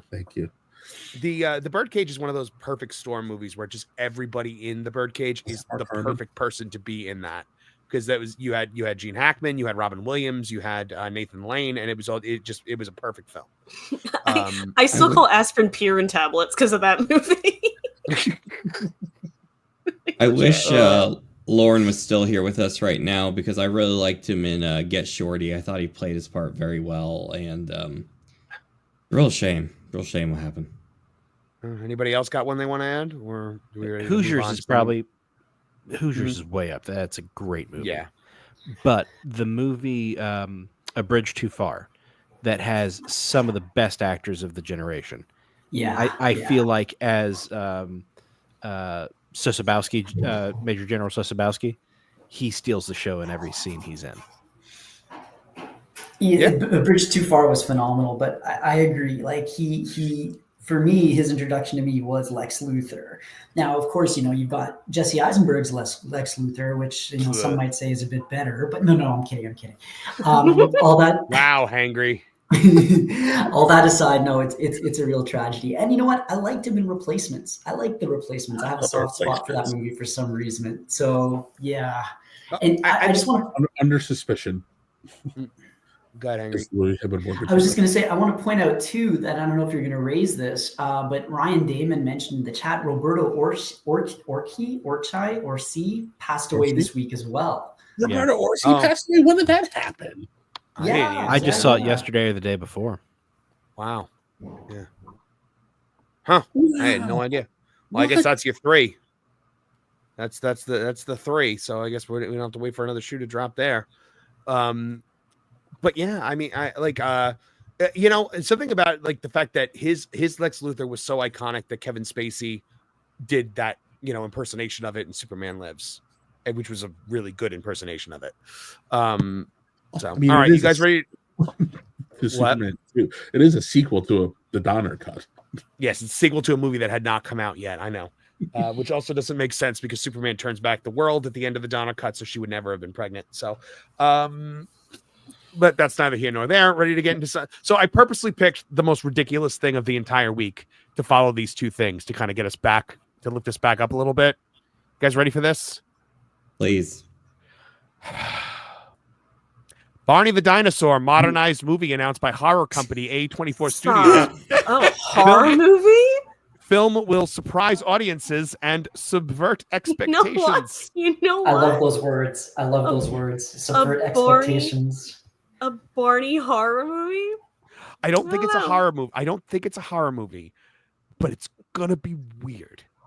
Well, so let's horror studio. I mean, this is, by the way, this one is not by me. This is by the wonderful Raven Redgrave over there on that Park Place. So Variety reported the movie will be co-developed and produced by A24 and Daniel Kaluuya's 59% Productions. Studio partnered with Mattel Films and which is the Barney the Dinosaur IP owner. Though plot details are currently scarce, the film is believed to take a completely new approach to Barney That will surprise audiences and subvert expectations. It is also being written by Ayo Edebiri from The Bear. She was also the voice of that terrible race-swapped April O'Neil in TMNT, and she's also going to potentially star in the film as well. So Mattel made some statements about this in 2023. Mattel CEO Ynon Kreiz explained the movie will be a fresh approach that will be fun, entertaining, and culturally oriented. Statement was made after Mattel Films executive Kevin McKeon described the movie as surrealistic. The thing I always think about when I think of Barney the dinosaur. We're leaning, and this is the quote that killed me. We're leaning into the millennial angst of the property rather than fine-tuning this for kids. Yes. It's really a play for adults. Not that it's R-rated, but it'll focus on some of the trials and tribulations of being 30-something, growing up with Barney, just the level of disenchantment within the generation. He says it will be an odd movie, but will not be an odd movie. No, it needs to be an odd movie. It needs to be weird. But this is either going to be the best thing ever or the worst thing ever. I'm not sure. Yeah. There's no middle ground here. Well, I can tell you right now, it's Mattel, so I'm sure it's going to betray everything the show is, because it's one of the most incompetent companies on the planet. Second off, do we know at all, does it go into at all about how, do we know what the creator feels? Because I've heard some stuff over the years that, like, I think that affected her a bit, that Barney kind of got, memed into oblivion, basically, with all the, the edgy 2000s angst with it, with the internet. And I think that kind of did a bit of a number on her. Listen, let me tell you something. Have we heard any quotes from her? As a 90s kid in elementary school, there was nothing more fun than making fun of Barney. There was nothing better for a young boy in elementary school at that time than making up your own lyrics to the I Love You, You Love Me song that would then be sang around the playground. And if there are three great surrealist artists, it's got to be Magritte, Dali, and Barney the Purple Dinosaur. Yes. It is. So Barney, like, I remember my parents hated Barney.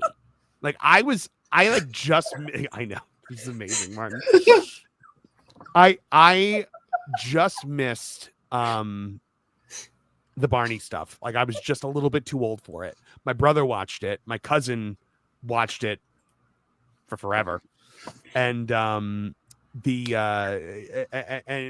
remember my parents hated it because Sesame Street was made for adults to watch with their children.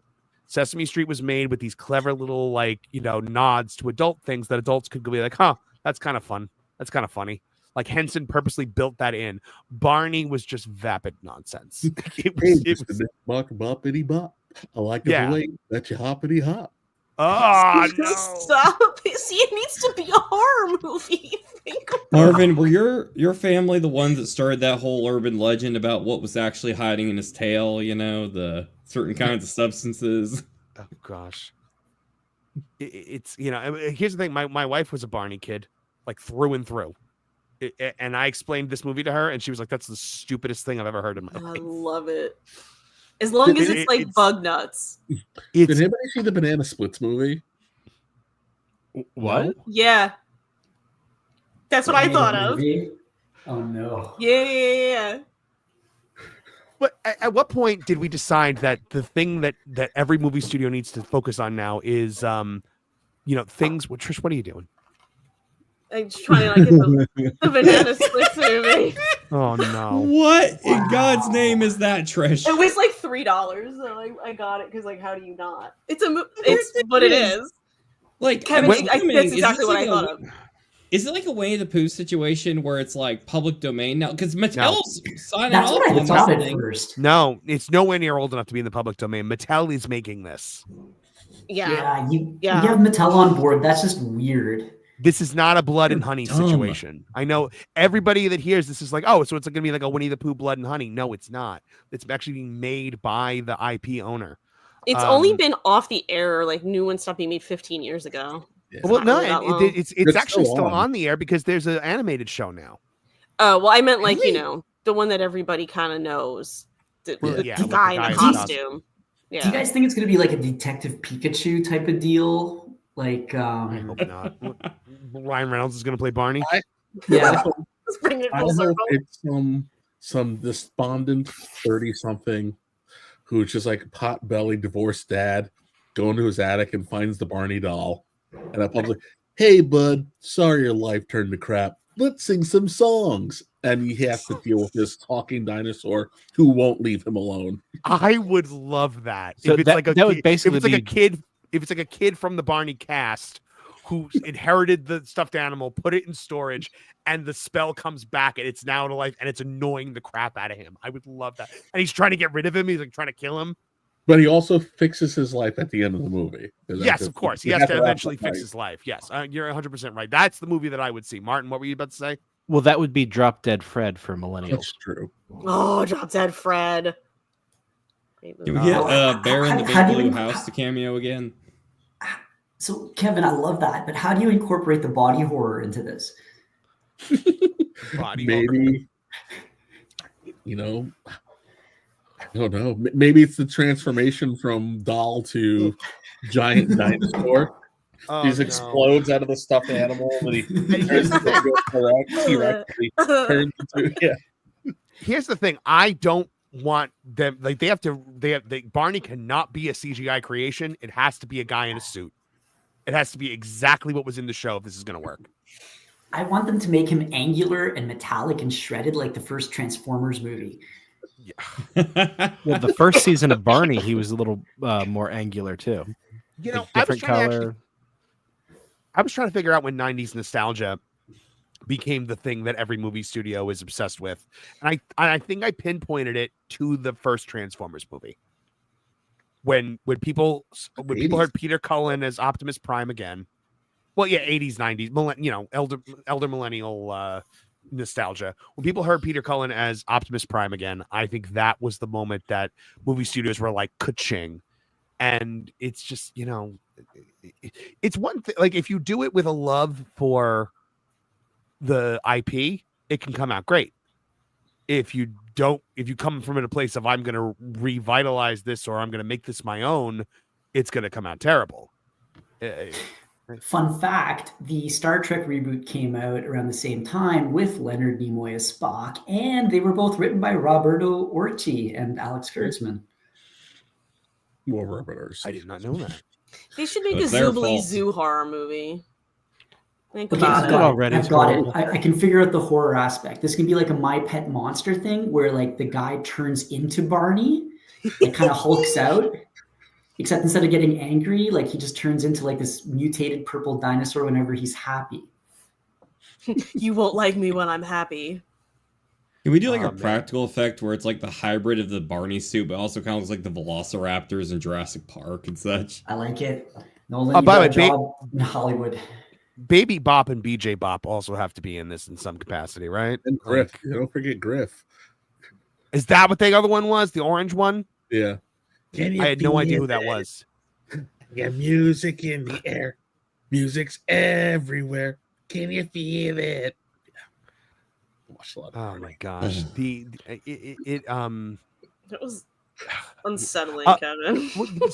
But you know what I think like probably kicked this into overdrive was, you remember like a year or two ago, Steve from Blue's Clues put out that video where he was like talking to all the kids that grew up on Blue's Clues, and he was just like, hey, like I left and you went on and you lived your life and I'm proud of you. And like it broke the internet for like a week. I think they were like, okay, well, we got to do something with Barney now. Clearly, this is what people want. I think that was a catalyst. It might have been in talks before that, but I think that's the thing that kicked this into overdrive. Go ahead, Nolan. Oh yeah, no, it is what I want. I want Steve to come back with Blue and teach me how to live adult life. That's what I want here. But I don't understand why the people at Mattel, actually no, I do understand. They're maniacs, but would just be like, hey, that was wholesome. Let's make something that's going to unsettle people, because that's what the world needs right now. Barbie. Well, just talking about, yeah, it's because of Barbie also, but because of millennial, and the whole thing about millennial angst, that was the thing that I was like, ugh.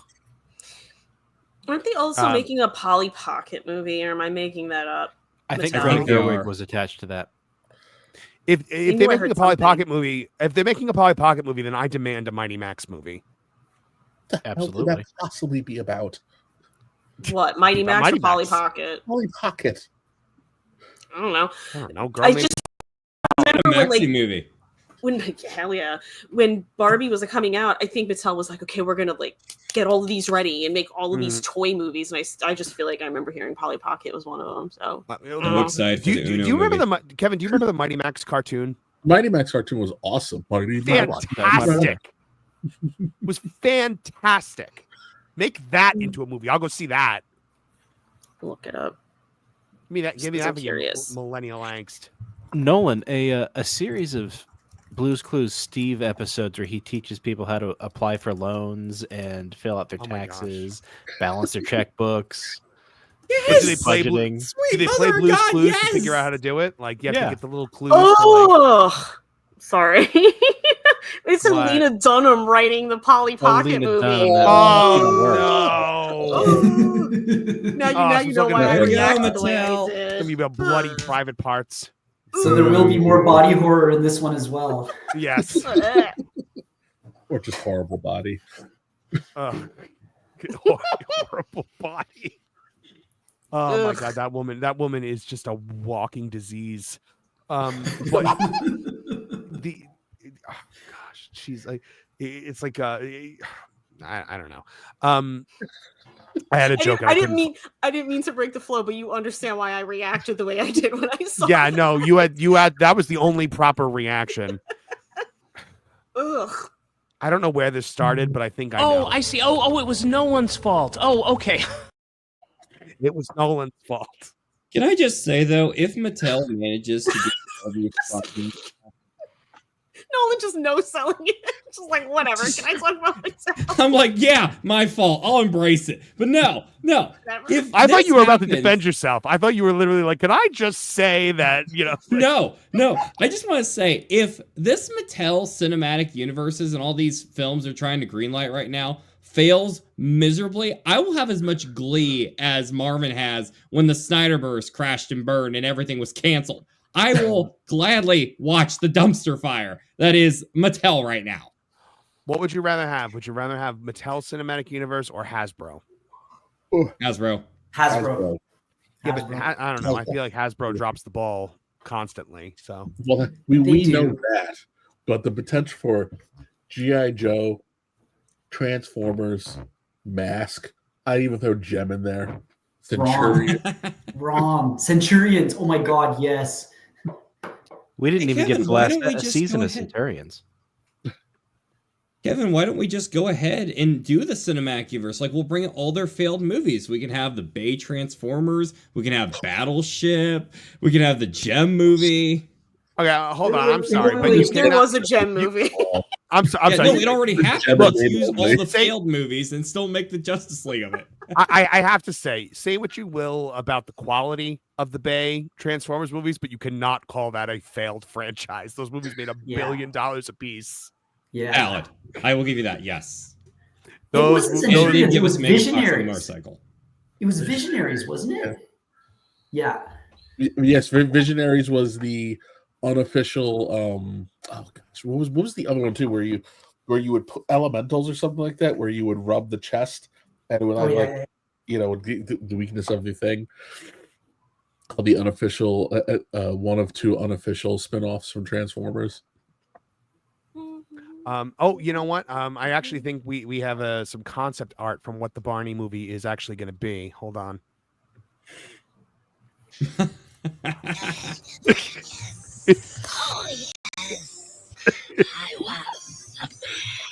love you. You love me. It's starring Kevin Apollo in animated form. Please drop kick Barney in this movie, Kevin. I'm begging you. Starring Kevin Apollo as Kevin Apollo and Cynthia Erivo as Barney the dinosaur.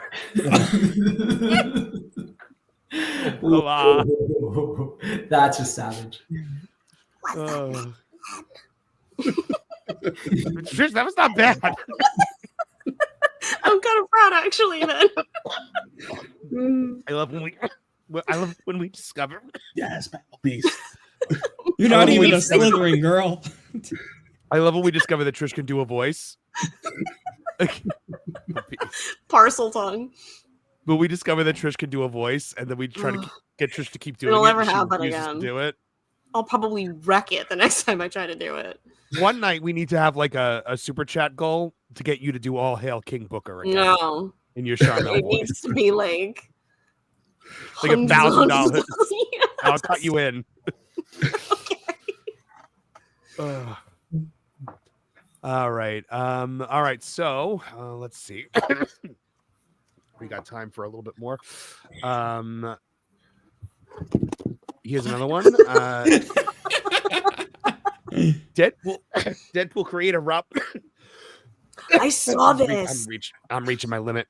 Did you? Deadpool creator Rob Liefeld has called for Kevin Feige to be fired after Captain America: Brave New World suffers catastrophic second weekend box office drop. So, as we all know, Rob Liefeld, he does not like Kevin Feige at all. He's left Marvel because of it. When it came out that, there was an 82.4% drop from Friday to Friday, he immediately said, get Feige off the mound. He's spent. Which I would say... Did you see Bodemeo spike the ball? With a I did. You just took the wind out of my sails, Kevin, because I was about to say somebody else popped in.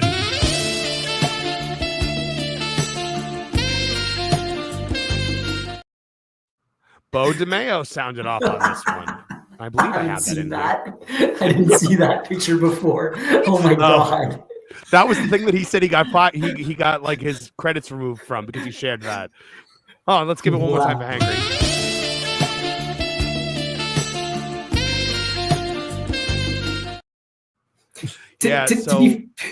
To be fair, that's what I thought the X-Men reboot was basically going to be, and I was really surprised that it wasn't. I think everybody was surprised that it wasn't. Bo DeMeo said it is a cultural problem at the studio all the way to the top. Look at X-Men 97. I had a locked 9-episode awesome season 2 for them in animatic form in March 2024. It was ready to be animated and would have undergone the same polish that season 1 did. Hold on, I have to actually click on this to make it show more. So we'll look at this on X. Oh my gosh, yeah, he was a chatty Cathy on this one. Here we go. Yeah, Rob Liefeld had said one thing: get Feige off the mound. He spent. Bo DeMeo did this. He was like, and another thing. A lot of the dialogue in editorial, especially since one of the directors didn't work out. I was having other directors come in to fix their subpar work. They have since reopened it, tore it up, and a year later, they still don't have a locked season 2. Still, it's now a Frankenstein. Meanwhile, Marvel has siloed the crew from what they're doing because they don't want to give up creative control like they had to do with me. One exec in particular who actively conspired to push me out has basically seized control and isolates everyone so that only she knows what's going on. This is the same exec who said I was too much of a fan and would reprimand me for engaging with fans online because God forbid you talk to your customers and learn what matters to them. I had season 1 of X-Men with delays ready far before we premiered last March. We sat on episodes and we could have premiered as originally planned in September 2023. However, they still don't have season 2 in shape. And that is a testament to the incompetence that is tolerated and, in fact, rewarded at the studio. Now they can't focus on season 3 because the same bad customers at Marvel keep blowing up season 2, which I've now learned what they've done, and it's just not good. Pitching ideas like Emma and Logan hooking up and rejiggering things because they have zero idea what I was planning or doing. Even worse, the crew is miserable and overworked. Once more, Marvel Studios doing the only thing it appears to do best lately, abuse artists and crew in the pursuit of mediocre results. That is a Bo DeMeo mic drop. They also confirmed last night that season 2 will not be available until the end of 2026. Yes. Sorry, I just had to do it one more time. It's my favorite stinger that we do. I'm always so happy when we have an opportunity to bust it out. Yes, they have confirmed that X-Men season 2 is, and you are completely losing out on all the goodwill the show has by waiting for that long a period of time. Because they had we know what's happening. They had to blow it up and destroy it from the inside out and go inject all the crap that nobody wants. Yep. Can I just say that I'm actually kind of amazed that Rob Liefeld is still relevant. It feels like he does more on Twitter than he actually does in producing comic books anymore. That is true. That is true. Yeah. Yeah, Rob only works every once in a blue moon, and it's Deadpool blew up. And Fox treated him very well. Fox made him a celebrity. Disney did the opposite, which is why he's so upset. And I don't blame him. But I also have to say, I've never felt more vindicated because I've been beating this Feige sucks drum since I am Iron Man. Like, this dude is spent. Get him out of here. Mm-hmm. I thought of you when I read it, the tweet. I was like, yeah, Kevin's somewhere going, word. Honestly. Oh my goodness. Yeah. It still confuses the heck out of me as to why Feige didn't leave after Endgame. Like, I mean, you gotta know, you leave on a high note. Like, you leave when the going is good. Like, what's gonna happen next? That's just up to whoever has to deal with it. Like, I think looking back, that'll be viewed as probably one of just the biggest mistakes a movie producer has ever done, frankly. Sticking around too long? Yeah. I can tell you why. Because deep down, he knows he didn't actually do anything for the first 3 phases. Favreau said, well, Whedon built the base, the Russos executed and drove it home. He was just there to take the credit. Mm-hmm. And I think that he thought post Endgame was, now it's my opportunity to show you what I can really do, because he thought that this all-female MCU, woke nonsense, extravaganza was going to be the thing that was going to redefine Marvel, and he wanted to look how I can recreate everything. Mm-hmm. But fine, once he sees power from Perlmutter. What Captain Marvel was his first baby, but he misread the tea leaves. That movie did well because they lied to us. You have to see this to know what's going to happen in Endgame. Yeah, they completely lied to us, because it was the post-credit scene in between the 2 biggest movies of all time. So of course it made $1 billion. Ant-Man and the Wasp made a good chunk of change too, because it was between those movies. So I don't want to hear any of it. Of course, Captain America: Brave New World had a catastrophic, devastating second weekend drop. I mean, who could have? Wasn't it like who could have 23 predicted million? that was going to happen? Yeah, it was something really heinous. Something really low. Hold on, I will tell you in 1 second. So, Captain America: Brave New World suffers a devastating 71.8% drop in second weekend as media tries for the usual spin. It took a steep fall in the second weekend with a massive $71.8 million decline. The Anthony Mackie-led superhero film pulled in just $28.2 million from Friday to Sunday, according to Box Office Mojo, a sharp contrast to its $100 million 5-day double holiday opening weekend.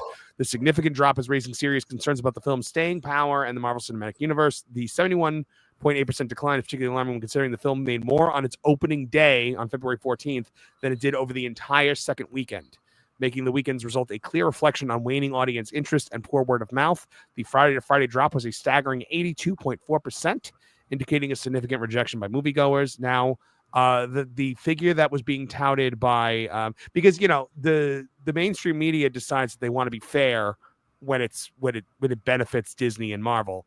So Variety reported a 68% second weekend drop off, based on a comparison between the Friday to Sunday period of the film's opening weekend, which grossed $88.8 million rather than the $100 million 5-day double holiday.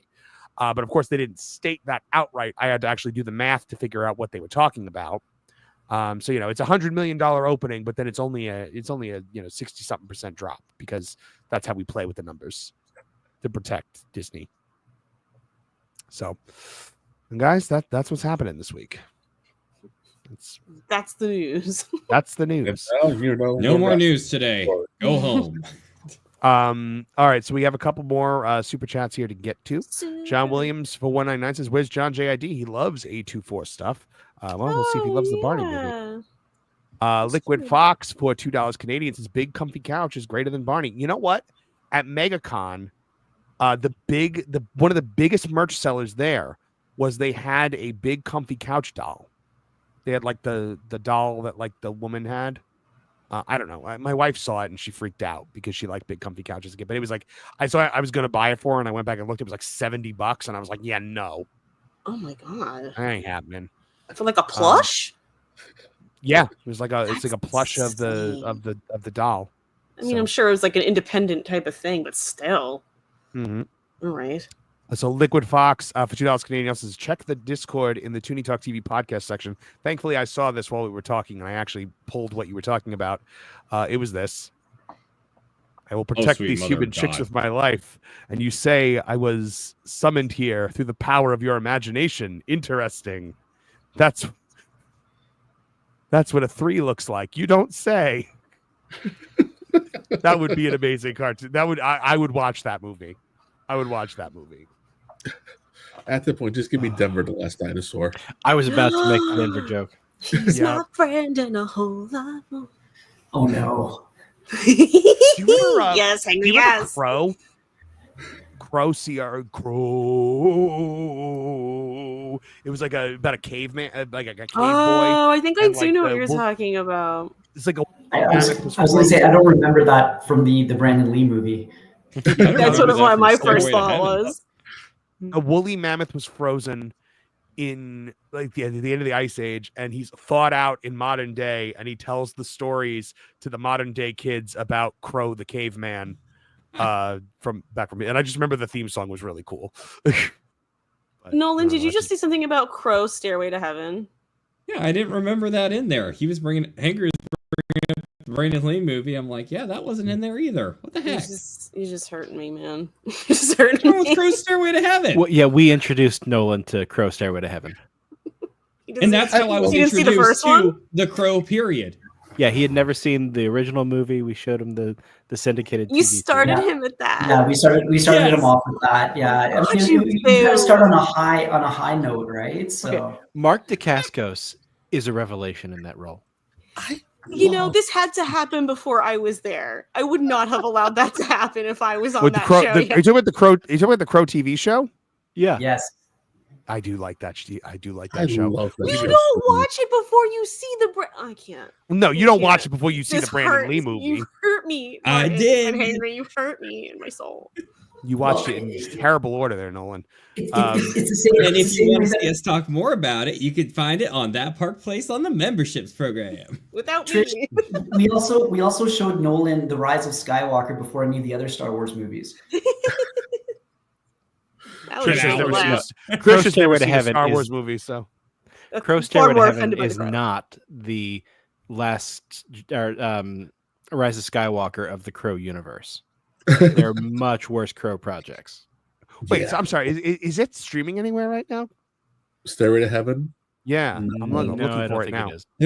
There's this place, Marvin, I don't know, this is completely unrelated, but there's this great website called the Internet Archive, and you can find a lot of cool things on there, you know, very, very cool things. Just random Nolan's thought. earned this snark right now with the way he was beat up.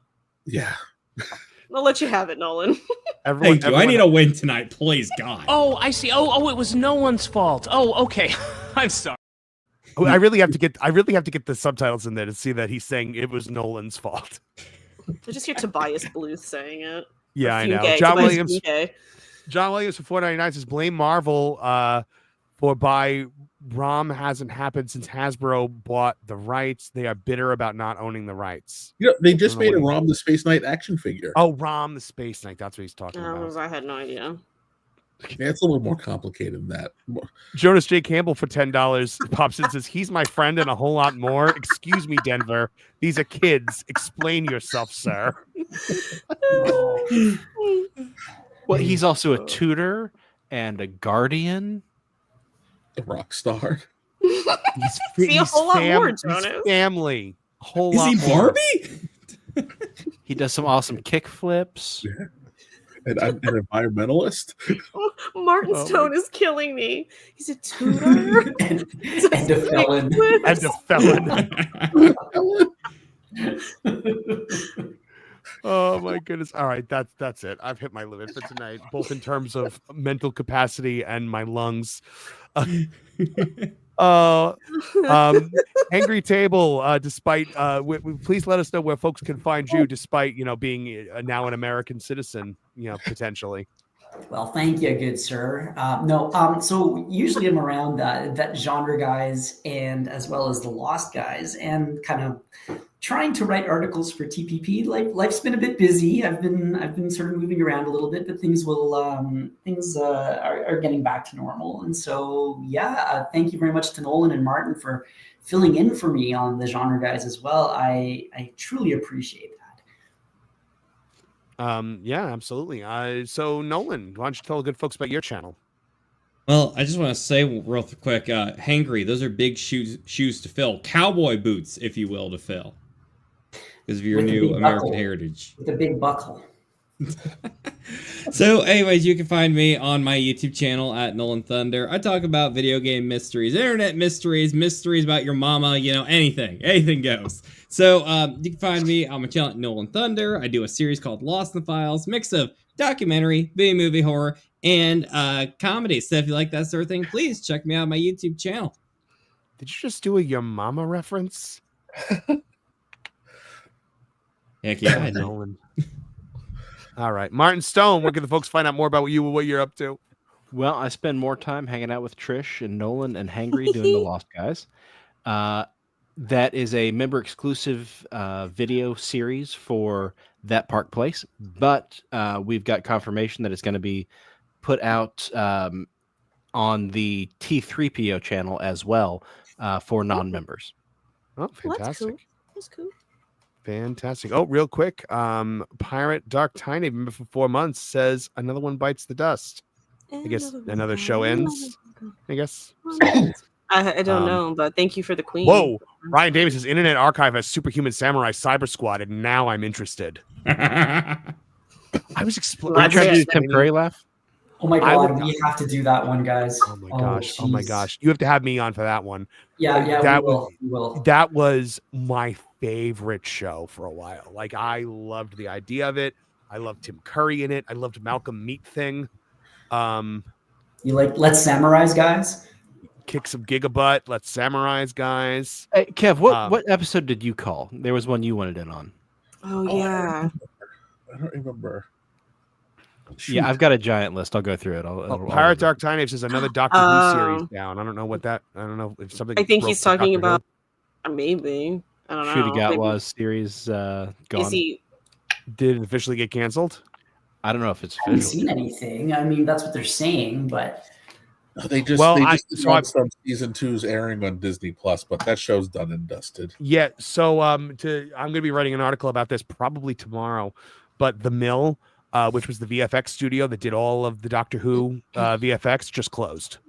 Yeah. Ooh. So, in other words, they got nothing to do in the near future. Yeah.